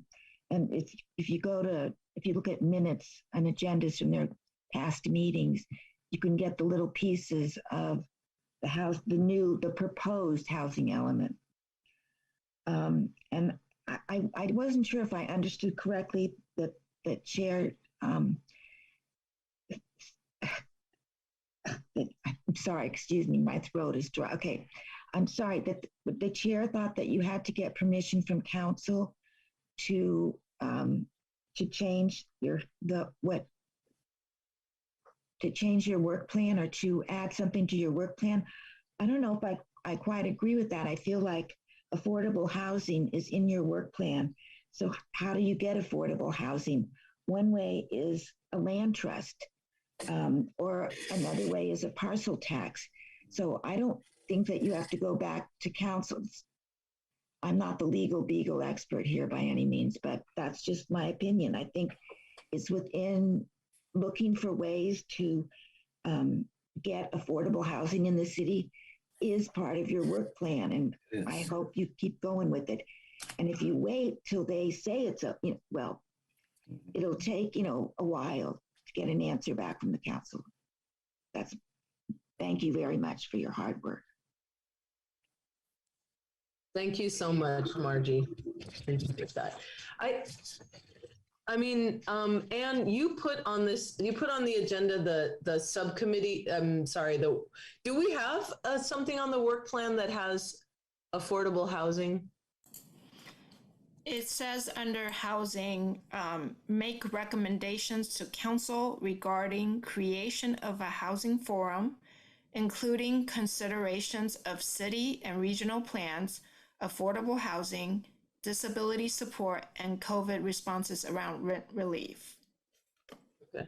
So maybe, it actually, there's some stuff there. We need to, I'm surprised. So we need to, maybe we need to get those work plan wording. I'm not sure why it wasn't on this list here. And is there a reason why it wasn't on the list? Was it just too broad? Anyway. I was just making a summary of what it says. Okay. So everything that I said, it says, make recommendation to council regarding creation of a housing forum. Okay. Right? And the housing forum includes the considerations of this thing. So that's why I just need the creation of a housing forum. Okay. I can also clarify this. Mm-hmm. In the original requested one that was rejected by the council, there was a specific item, it was number 9 on that list, to include affordable housing or inclusive and affordable housing or something like that. It just says INC period, so I'm not sure exactly what I was typing there, but include affordable housing or inclusive and affordable housing. That was not one of the top 15 when we voted. So I think that's where the confusion is. Mm. So although there's no specific item that has in the actual approved one from the city council about including affordable housing, and may have given us a bit of an out, and there's also other people working on it in the city anyway, but it's not like it's all on us. But like she said, the housing forum could include a discussion of and plans for how we could promote affordable housing. Did that clarify? Yeah, I'm really stuck because I understand what Margie's saying, and I know we're still in public comment, but I'm as the chair, as holding this process, I'm just worried that we don't have some wording that fits with this this work that's happening. It's critical, absolutely. I'm just trying to figure out how we can work within the confines of SEJC, right? And all this like work plan, there's a lot of, anyway. So how is it that we can just continue to stick within all these parameters? And by the way, there are many apparently, and continue to do this really critical work. So I'm not really sure how to do this. Bart, I don't know if you have a suggestion, having been on the commission for a long time, and deep appreciations for that. I tend to agree with what Margie's saying. If you are working on a housing forum, you have to explore a bunch of things that you're going to talk about. You have to know about the housing element. You have to know about different options for affordable housing. So I think the committee can go ahead and explore those things, then have the housing forum, then make recommendations based on that. That's what I would suggest. So I don't think we need council's permission at all. Okay, Sierra, does that sound in line with what you all? Okay, awesome, great, perfect. Okay, thank you. I appreciate that. I don't want to get us off our game, but I also want to make sure. And thank you, Margie. Our public comment is still open, Signe? Yeah. Sorry, I came in late. Just a quick thing about this Albany Cares coming to talk with you. I hope that you can get the data before they come so you can look it over, so you will have questions about what they're saying, in particular to address Sierra's specifics of what she and so many people have experienced, so that they have to answer in reality about what they're doing or not doing. That's basically it. Bless you guys. Carry on and stay healthy. Thanks. That usually has been in the packet before the meeting, that their presentation. Presentation. Thank you, Signe. Appreciate you. Okay. All right. So we're going to move on to the Aging Disabled Homebound Subcommittee. Okay. Jim, is it okay if I make the report and then you can chime in? Okay. So I really need to thank Margie Marks, who did the lion's share of the work on this in the previous SEJC. And Jim and I decided we would work first on aging, because the material was there and the recommendations are there.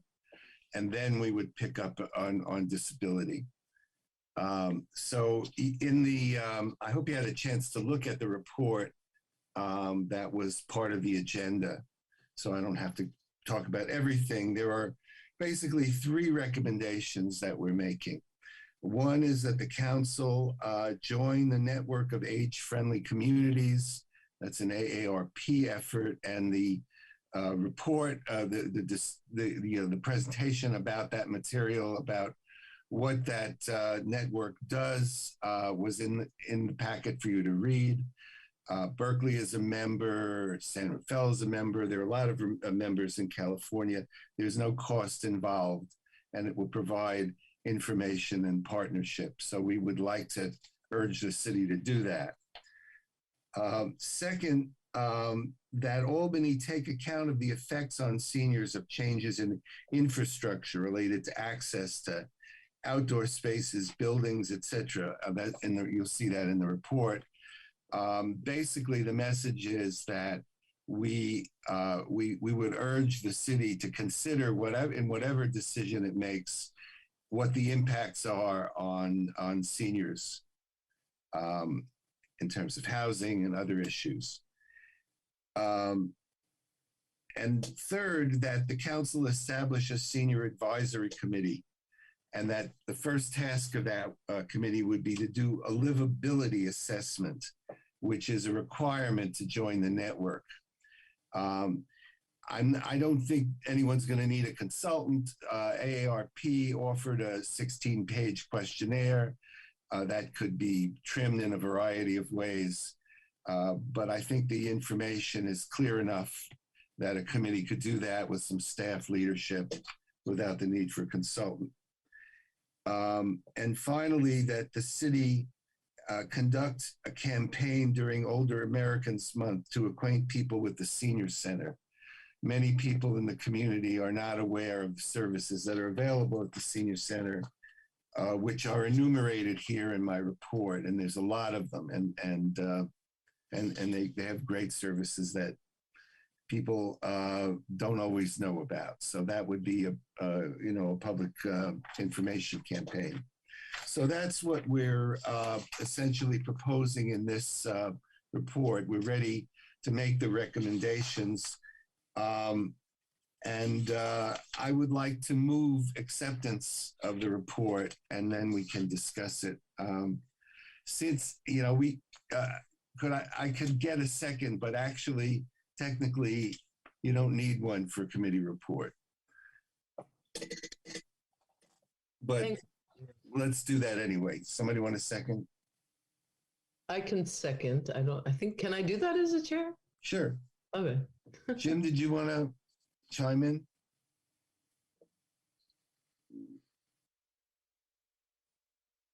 Jim?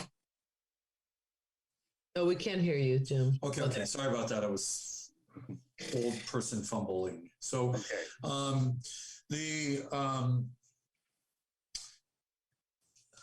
I believe you wrote up an actual recommendation to council, right? Yes. So I wonder if you could share a screen, or somebody should share a screen. I don't think, given how hard it is for people to actually access agenda materials these days. It's actually was in the agenda. In the agenda materials, right? Materials, and which are very hard for people to access. Did people access them? Did people get a chance to look at the document? Yes. What do you want shared, Jim? The recommendation. The actual recommendation to council, which is, I think, the key thing that we really need to pass. Yeah, it's called draft memorandum. Memorandum. So I'm sharing my screen right now, correct? Oh, okay, you're doing it. All right, fine. Okay. So the draft recommendations are here? Yes. Yeah. And this is all done in the form that the council requires. Right. So did you want to say something about this, Jim? Yeah, this is what it was in the agenda packet, but I don't know if people had a chance to read it or not. And the idea is that this is what we would send to council with a motion today so that it gets to council. Just like we did with the survey, for example. This is how you kind of get stuff done. Outside of when when staff comes from somewhere and we advise them directly. The way you get stuff done is you write up a recommendation and we officially send it as a commission to council. So this is what we need to do. Okay, so I raised my hand. First of all, I also want to thank Margie, deep appreciations to Margie. Before I even got on the SCJC, I sat in on a couple of the meetings and listened, and Margie did so much work on this. And I remember then, it must have been 2-3 years ago. And to me, it was very exciting to hear that, the issue of aging is being looked at as a social justice issue, because it is. The way we take care of our elders, the way we create an inclusive community, opens the door for inclusivity for a lot of different people. And it isn't just around age. Anytime accessibility is worked on, it just creates an inclusive space for lots and lots of people. So I want to first start off by saying that, and also saying thank you to you, Bart, who helped. I mean, this recommendation is done so well, and you've been working on this issue as well as part of the SCJC. I'm really excited that we could send something else to council, and I definitely support the motion, and I hope we can. I'm, unless there are other comments, I'd love to vote on this. Just a sort of point of order, which is that the motion is to accept our report. And I wonder if you could change that, Bart, if you're willing, to send the recommendation to council. Yeah, that was implicit, but fine. I'm happy to make it explicit. Okay, so I'll certainly second that motion. Okay, any comments? Comments or questions? Maybe people have questions. Comments or questions, yeah.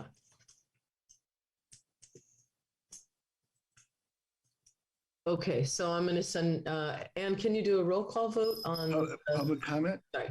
Oh, yes, public comment. Please raise your hand if you'd like to comment.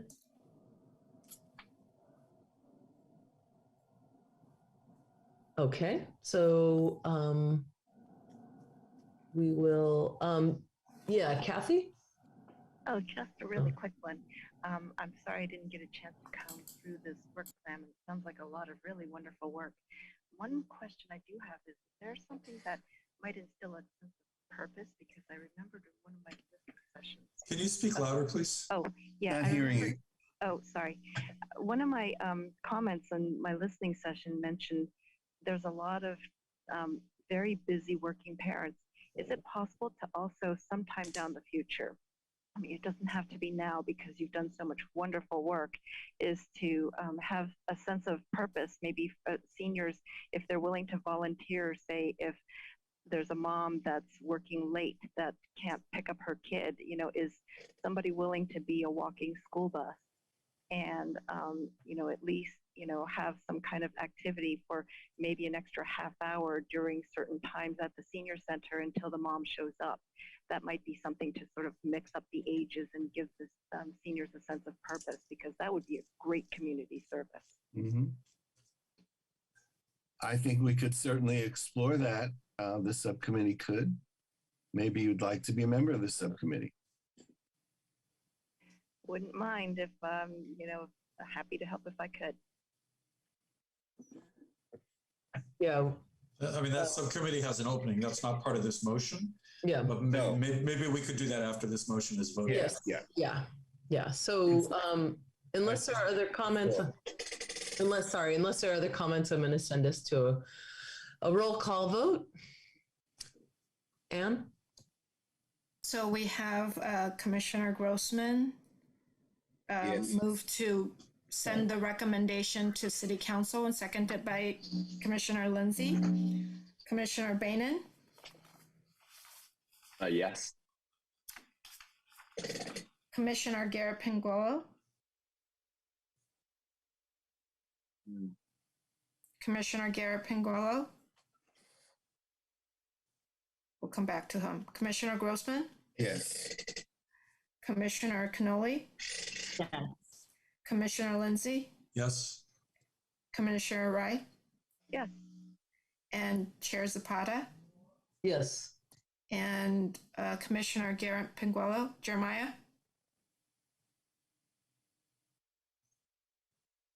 You must have stepped away. Sorry. Oh, okay. Sorry about that. Yeah, no. So you're voting no to the motion? That's correct. Okay. Motion carries. Thank you. And actually, yeah, so we, Kathy, just so you know, we generally have each of us have taken 2 subcommittees to be part of. Right now there are 2 openings. One is on this Aging, Disabled, and Homebound subcommittee, and the other is on the Youth Leadership subcommittee. Why don't we get this next report, and then if you would like to volunteer for those two openings after that, why don't you hear a little bit and then decide? Yeah. I'm fine with that. I mean, I like what I've heard from the youth, and I've liked what I've heard about the efforts to take care of the seniors. I agree. Awesome. Okay. So I think we did, okay, we need to do public comment on that last subcommittee report. So please raise your hand if you are in the public and would like to comment on the subcommittee report. I believe we already did that. We did that, yeah. Oh, I thought we were commenting on the motion. Anyway, okay. Let's go to the Youth Leadership Subcommittee. Is it youth leadership or youth task force? I was just wondering. Right now, it's called the Youth Leadership Subcommittee that is working on the creation of a youth task force. If you'd like to rename it to reflect that focus, you're welcome to. But yeah. Go ahead, Will. Okay. Yeah, just a clarifying question. Sorry, at the last meeting it was called the Youth Task Force, but Youth Leadership works as well. So yeah, basically Jeremiah and I met, not as much as we hoped though. We'll definitely look forward to meeting a lot more next month. And we talked a little bit more about the Youth Task Force. We weren't really able to get to it, but then personally, we both came up with a lot of ideas. I loved the presentation today, and I think a way of creating a lot more kind of youth engagement in city meetings, whether it be having almost like quarterly like presentations from a high school organization or something like that would be a great step to kind of bridge the gap between youth and the city governments. And then another idea I had was basically just having some sort of presentation from the city at high school classes or coming at lunch or something like that, because so many students don't really know what the city government does. Basically, what they think of local government is you pay taxes and they pave your roads, when there's really so much more to it and so much more I've learned from being on this commission. So something like that would be really helpful. And that's kind of the two major things I was working on and had ideas on. And I know Jeremiah had other ideas as well. Anything you want to add, Jeremiah?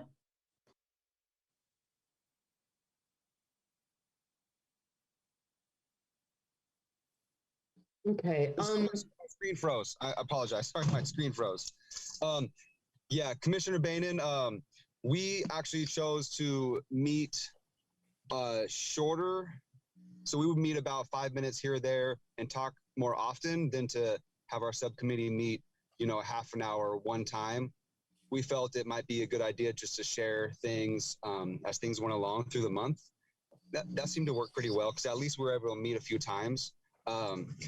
Yeah, exactly. And I just want to concur with Commissioner Bainan's statement that we talked about, was that getting the youth more involved in city meetings. I attended Albany High School and I was in the leadership class, and we did certain things, but attending public meetings was never part of our homework or classwork. So it's kind of suggesting, leadership class or youth task force, get the youth to attend public meetings. They are on Zoom still, which makes it a lot easier to attend. You don't have to go to the city hall and sit there for 5 hours and wait to raise your hand to speak for 3 minutes. That takes a lot of guts to go sit somewhere and do that. So the fact that it's on Zoom is wonderful. So yeah, that's kind of the solution, is just more younger kids attending public meetings.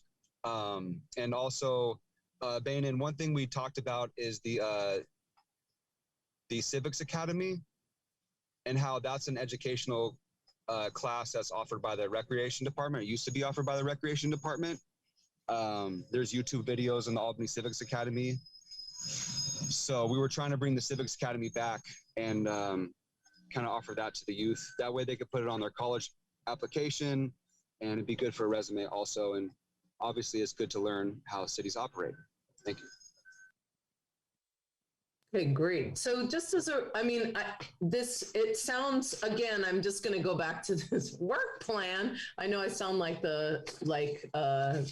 I don't know, terrible, but you know, theoretically, you all are working on the creation of a youth task force. So I just, so I urge you all to like keep, you know, perhaps keep to that, just because that is what, you know, council gave us to do. What were you going to say, Will? Yeah, go ahead, Will. Yeah, I was just going to say, yeah, that's exactly what we're doing. But then we're not necessarily drastically looking at different issues, but I feel like every other subcommittee is also doing, like each subcommittee basically has like 1 or 2 bullet points. Like a lot of these reports have been a lot longer than just those 1 or 2 bullet points and encompass a lot more. So I think we're kind of doing both in a way. But yes, we are really looking into creating a youth task force. Okay, got you. Yeah, I wanted to ask one thing. Youth task force. So are we creating a group of people, a task force of 5 people, 10 people? How many youth are going to be on this task force potentially? Yeah, that's a really, so I think, Jeremiah, the idea is that you all are creating a proposal, much like, so Bart just showed that, you know, that this format that the city requires, right, in order for us to send something along to council, so that you all, and by the way, Anne can provide you all with that, so that you all would be drafting something that council could then vote on, right? So, I mean, and Kathy, this is for you too. I mean, you know, there's so much, I mean, when we first got on this council together, all of us were like, you know, we want to do this and we want to do that. And we started to realize, you know, when you're on a commission, it's a little different than being for example, a community activist, or maybe Kathy, the work that you do on the parent council.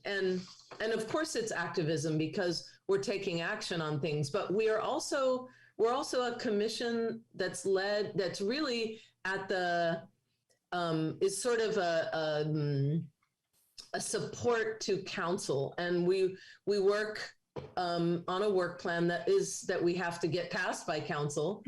And so I guess I just want to highlight that, because there are these parameters that we operate under, and sometimes it can feel really restrictive. I know, you know, it can feel a little frustrating, but again, I think you're really right, Will, that you're absolutely right, that it's not just it's only this one thing, but let's also be aware of this tension, right, between, we can't just kind of do whatever we want, and there is this sort of constriction, and we don't want that. We want to feel like excited about the work we're doing. So it's a little bit of a both end.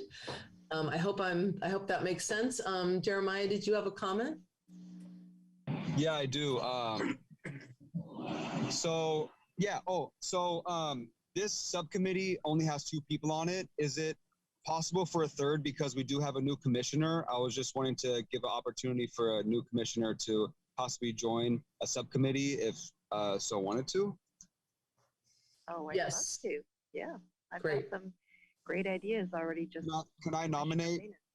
Thank you. Then I would like to nominate you, and then motion to take a roll call vote. Someone wants to second it? I'll second that. There is discussion on this item. Just point of order, I do want to get us to public comment after this. I'd like to actually just finish public comment, although I'm not sure if there's a motion already out there. I think it might be faster just to deal with the motion and okay. move on. Okay. All right. So yeah. Originally, I believe at the last subcommittee meeting, you were going to vote both for one. So I don't know. Yeah. So Jeremiah, can you make a can you make a friendly amendment, or can I suggest a friendly amendment that Kathy, if you're willing to sit on both the youth leadership subcommittee as well as aging, disabled, and homebound subcommittee, first of all, Kathy, are you interested in those two? Sure. Okay, awesome. So Jeremiah, are you willing to, Yeah, absolutely. Friendly amendment. Okay. However you state it would be great. And I'll second that again. Okay. So Commissioner Jim has seconded it. Any comments or questions? Bart? Just want to call the question. All right. Let's see. I don't need to do public comment, do I? Yeah. Okay. If you would like to comment, please raise your hand and we'll go to public comment. All right. And can we do a roll call vote? Commissioner Commissioner Jeremiah, do you have your hand up or is that old? I'm trying to put my hand down because it was up from earlier. Oh, okay. Then I'm going to vote. Okay. Commissioner Bainan? Yes. Commissioner Garapinguelo? 100% yes. Commissioner Grossman? Yes. Commissioner Cannoli? Yes. Commissioner Lindsay? Yes, and thank you, Kathy. Commissioner Rai? Yes, sure. And Chair Zapata? Yes, definitely. All right, thank you. Motion carries. Awesome. Thanks, Ann. Sorry to cut you off. All right, so we are, I want to make sure, okay, so we have public comment on the Youth Leadership Subcommittee. If you'd like to make a comment, please raise your hand. I guess I would. All right. Oh, well, you're not really a public. Oh, you said public. I'm sorry. Public I didn't know where you were. Sorry. Yeah. All right. I didn't see any hands. Did you want to say something though, Bart? Yeah, I wanted to remind us that unless I'm wrong, we voted as a commission to approve the idea of a youth task force. So all we really need now is a recommendation to go to council. The idea is already approved. Okay. When was that, Bart? Way back at the beginning. Okay. Awesome. I'll look with Ann through as we prepare for this next meeting, and maybe send an email to that subcommittee so that maybe what we just need to do is just get that formatting together, right? Yeah, that's what I was going to say. Is in practice, either way, they're going to have to format it, and we're going to have to approve that. Yeah, I'm wondering, Ann, none of the people on that committee have ever done this, and can one of us that have done it, which is now the chair, Sierra, myself, and Bart have all done this at least once. Can one of us help them and stay within Brown, or does it need to be a staff person that helps them do it for the first time? It's a two-person subcommittee. So. Not anymore. Oh, that's right. That's right. Sorry. Yeah.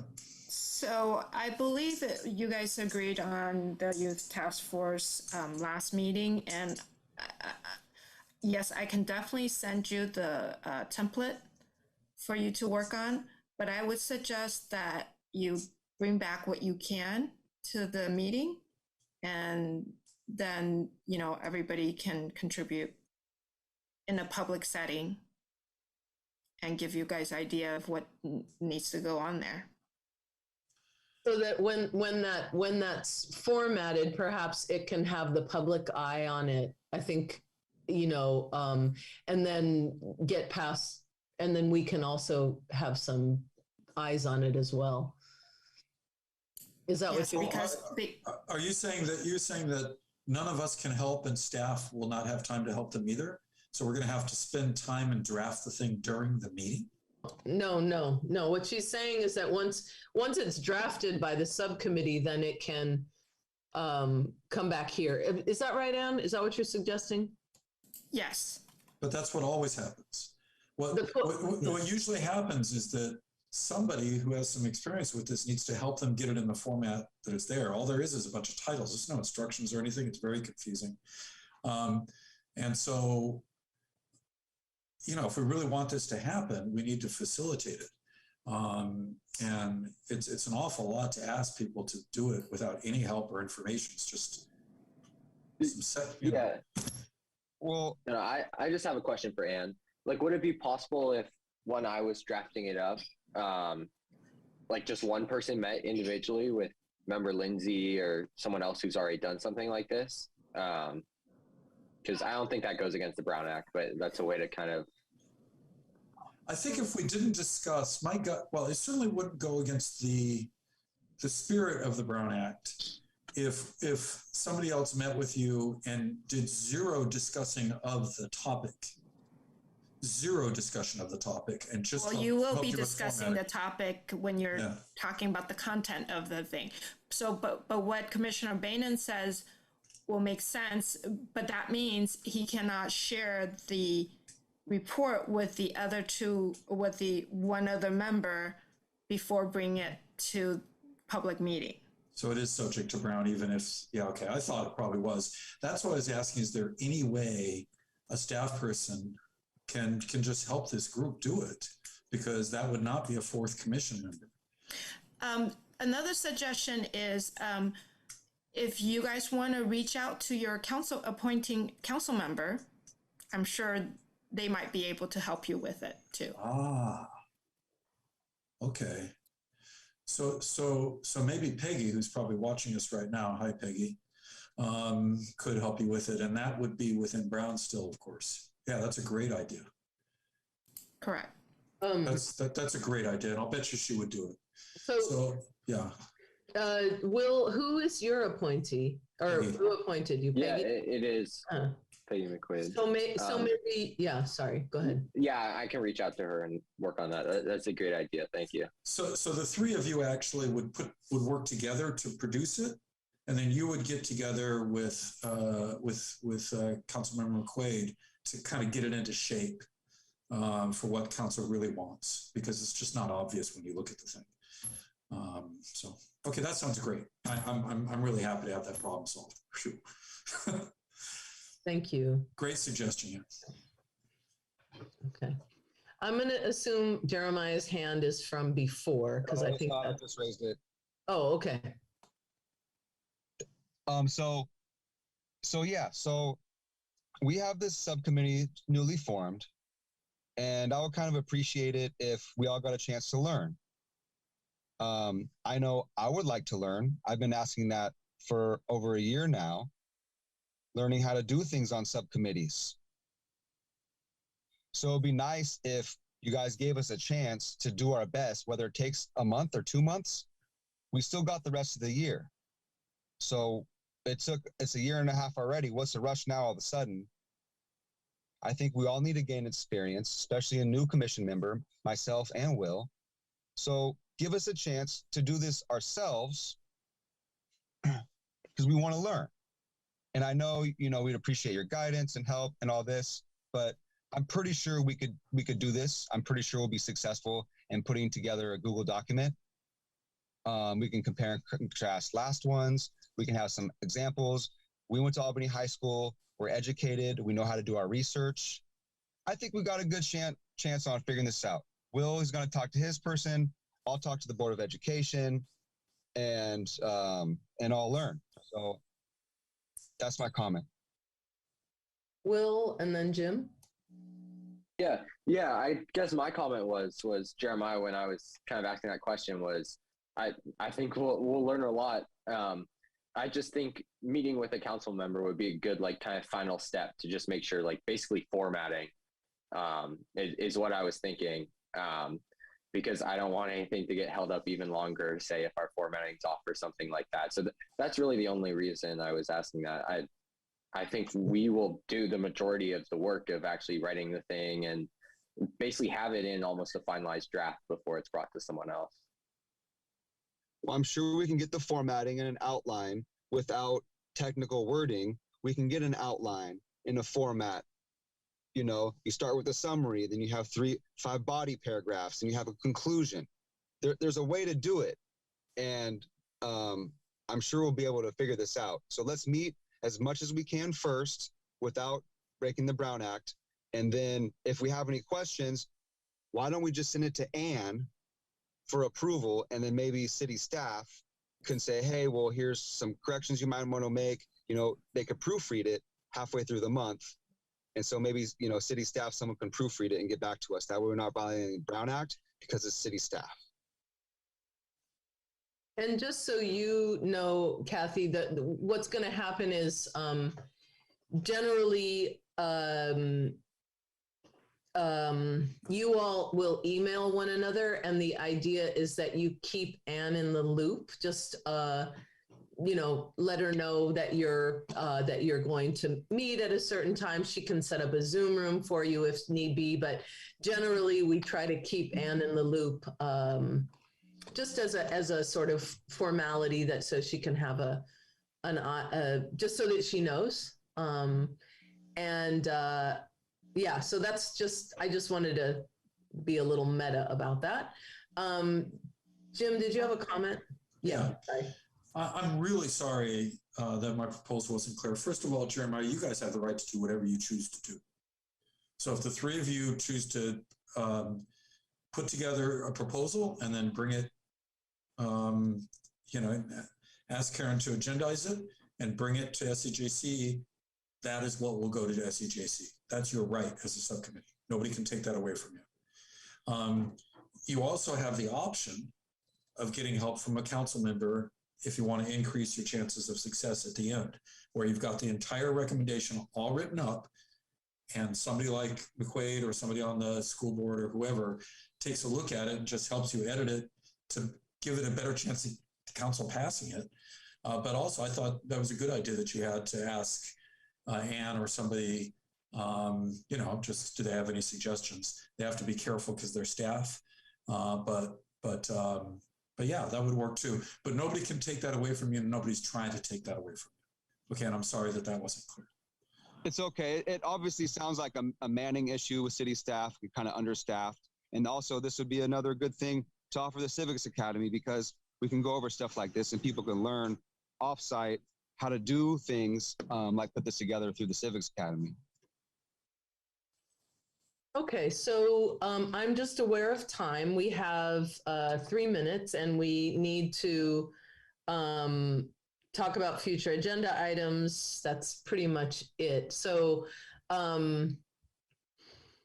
we're not going to be able to do 6.2, the sugar-sweetened beverage tax, where that's going to need to go on to the next agenda. And if we are doing 2 presentations, a round of subcommittees again, and then trying to get to this agenda item again, we're going to really need to be careful on time, just because we're actually adding an agenda item and then somehow thinking about trying to get through it all. So Bart, did you have a comment?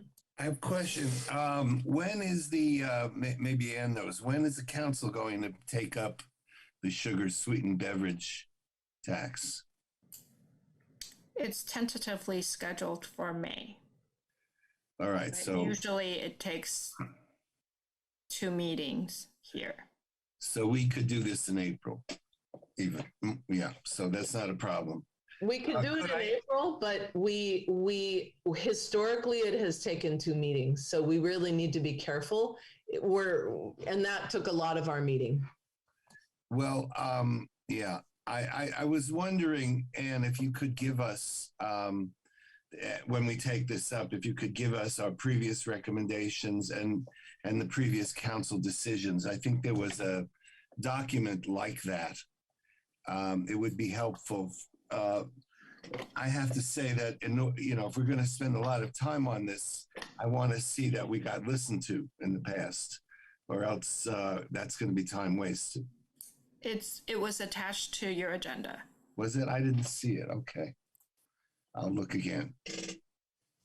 Okay, so we are at 9:29. If someone has a motion to extend the meeting. I move to extend the meeting up to 10 minutes. I second. Okay. Any comments? Yeah, I mean, how we're going to get all this stuff done is also a concern of mine since we spent a long time on the sugar-sweetened tax last time. And in fact, I did print out that page. Wait a minute. Any comment on the motion though, Jim? The motion to, I'm To sorry. extend 10 minutes. My apologies. Okay. Anne, can you do the roll call vote?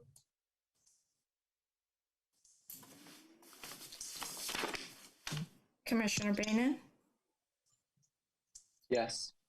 Commissioner Guerin Penguello, Yes. Commissioner Grossman, Yes. Commissioner Cannoli, Yeah. Commissioner Lindsay, Yes. Commissioner Rye,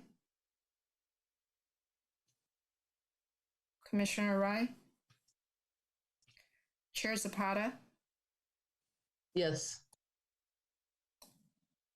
Commissioner Rye. Kathy, are you there? Okay, we'll mark her absent for this item, for this motion. Okay. So, okay, Jim, did you want to finish? Yeah, real quick. We recommended two things. We said $15,000 for the laundry program and the rest to rent relief. Council was not interested in that stuff at all. All the stuff that passed had nothing to do with that at all. It was all nutrition and wellness and activities. Albany Swims, Move and Groove, Safe Route to School, Crossing Guard program was the great bulk of it, and the Healthy Me and Movement program. So just people should know that if we propose the same thing, it's pretty clear based on, well, at least the prior council's opinion was that more standard stuff that sort of the Albany electorate expected to be this spent on would be how they would spend it, not on the sort of out of the box things that we suggested. But at any rate, that's just to answer that question. Yeah, I think the other thing is we are one of many commissions that are allowed to comment. So I think what I'm hearing is just this idea of holding lightly the recommendations that we're making and being realistic as well. Okay, so all right, so we need to get to future agenda items. And I see Commissioner, Jeremiah, go ahead. Yeah, so future agenda items, I was going to suggest that the youth task force, youth leadership, that we agendize the fact that we need to recommend to city council to create this group. And I think there was an agenda item from our housing subcommittee, but hopefully Sarah remembers that. Who remembers that? Sierra, there was Sierra, sorry. Earlier in the meeting, we were going to bring the future agenda items and said, it's not the time, but maybe future agenda items, we should do that. Okay. I forgot what that was. Okay, go ahead, Sierra. Unfortunately, I have a loss in memory as well. So maybe Bainan. I don't remember if anyone else on the commission. I forgot. However, I know that everyone, well, at least I struggle with it, but I think that we need to recommend to the council because I don't want SCJC to fail. And I feel like we all didn't have a sense of direction when we first came in. So it'd be great if we could have some type of training on what an SCJC is, how to combat issues, how to move emotion, something in that capacity. So we have like a broad overview of how this all works. Because only two people that are on this commission that understands or has a brief understanding of how things work is Grossman and Lindsay. So I feel like we're just getting set up for failure, and it would be great instead of spending time on the commission trying to figure out how things work and Grossman commenting for an X amount of time, and especially Lindsay, we could save all of that time to finish our agenda.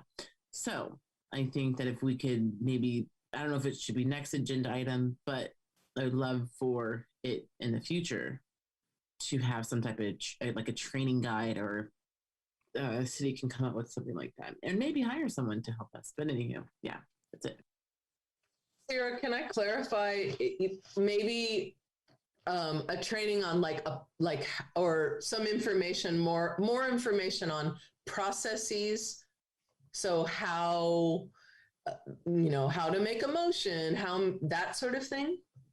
Well, how to make a motion when, like, I feel as though we don't know how to. We don't know the procedures, and so Grossman or Lindsay has to like come in and help us, or things like I don't know. I guess like or being more organized on this council. Like we had a Brown Act training, so I think it should be also a training for overall SCJC, if that makes any sense. Okay, so it sounds like the way that Anne sort of briefly showed us slides last time worked well in terms of like kind of reacquainting us. So maybe there's a sort of brief reacquaintance Anne can do at the next meeting that has to do with processes, and maybe yeah. Okay. I'm kind of busy at the next meeting. I don't know. Yes, we are. Again, hopefully I'll work with Anne on, and maybe she sees, I mean, my goodness, these staff folks are sitting in and watching a lot of these subcommittees. So perhaps there's something that she sees that'll help us move along. And her and I will talk about it as we set up. Yeah. Is that okay, Sierra? Okay. All right. I see Jim's hand and then Jeremiah. Yeah. I think that's a marvelous, wonderful idea, Sierra. And I fully support it. The one that Anne did, the slide deck she ran on Brown was very short and sweet. People learned a lot. Everybody said it was great. This would be a new slide deck, which is not a trivial matter to develop, but still I think could be probably used for pretty much across all of the city's commissions. SCJC is one of the trickier ones because it's so broad. Most commissions are more focused just naturally. If you're Park and Rec or if you're whatever. But yeah, I think that would be great if we could get that. I was going to say that maybe one possible way, it's not on me to make the agendas. That's, the chair and the staff person, but maybe we start with, so it's just a proposal, an idea, start with the presentations. And then maybe number 2 could be the sugar-sweetened beverage tax, since it was going to be, it was supposed to be done this time. And then maybe we don't do the regular committee reports unless, we restrict each one to 5 minutes or something, like each convener gets 5 minutes, boom, we're done with it, max. But rather just focus on subcommittee recommendations. Sounds like the only one we might have would be the youth task force. And that would need to be an agendized item. But other ones, either we skip this month or people just got to promise you got 5 minutes and they turn on the damn timer and we're done after the damn timer is done. Something like that, so that we have a chance anyway of getting through the agenda. So. Okay, Jeremiah? Oh yeah, future agenda item. To recommend a city council, I'm sorry, just future agenda item. The Albany Civics Academy.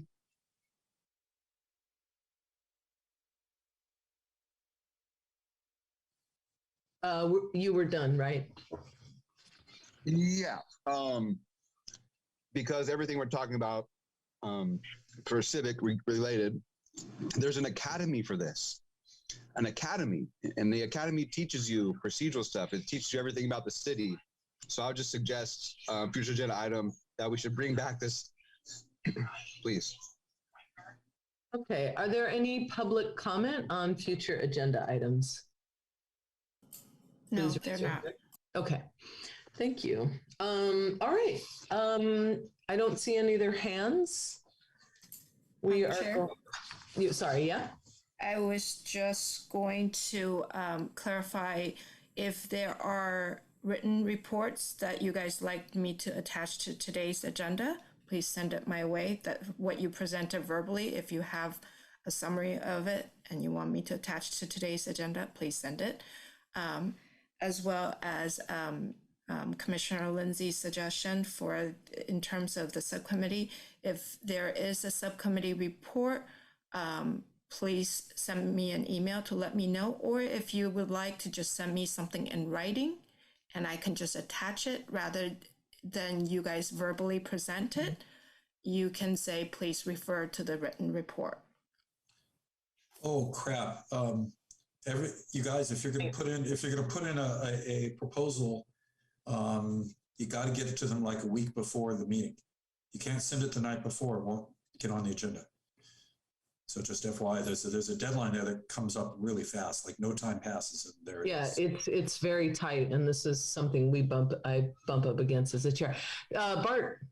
Anne had asked us to remind, to bring up in this discussion of future agenda items, the presentations that we wanted from Albany Cares and Project Hope. So just doing that.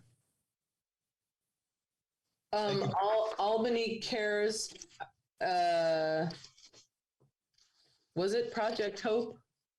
No, I think it was Albany Cares and the housing element. Well, then it was all of them. Yeah, I will. If it didn't include that, then let me say that I do think we should have a presentation from Project Hope. Maybe not in the next meeting, but we should have one soon to find out what's going on with that, which we are responsible for. Okay. All right, I am going to adjourn the meeting. Our next meeting is the April 5th. I'll welcome Kathy. The meeting's adjourned. Bye, everybody.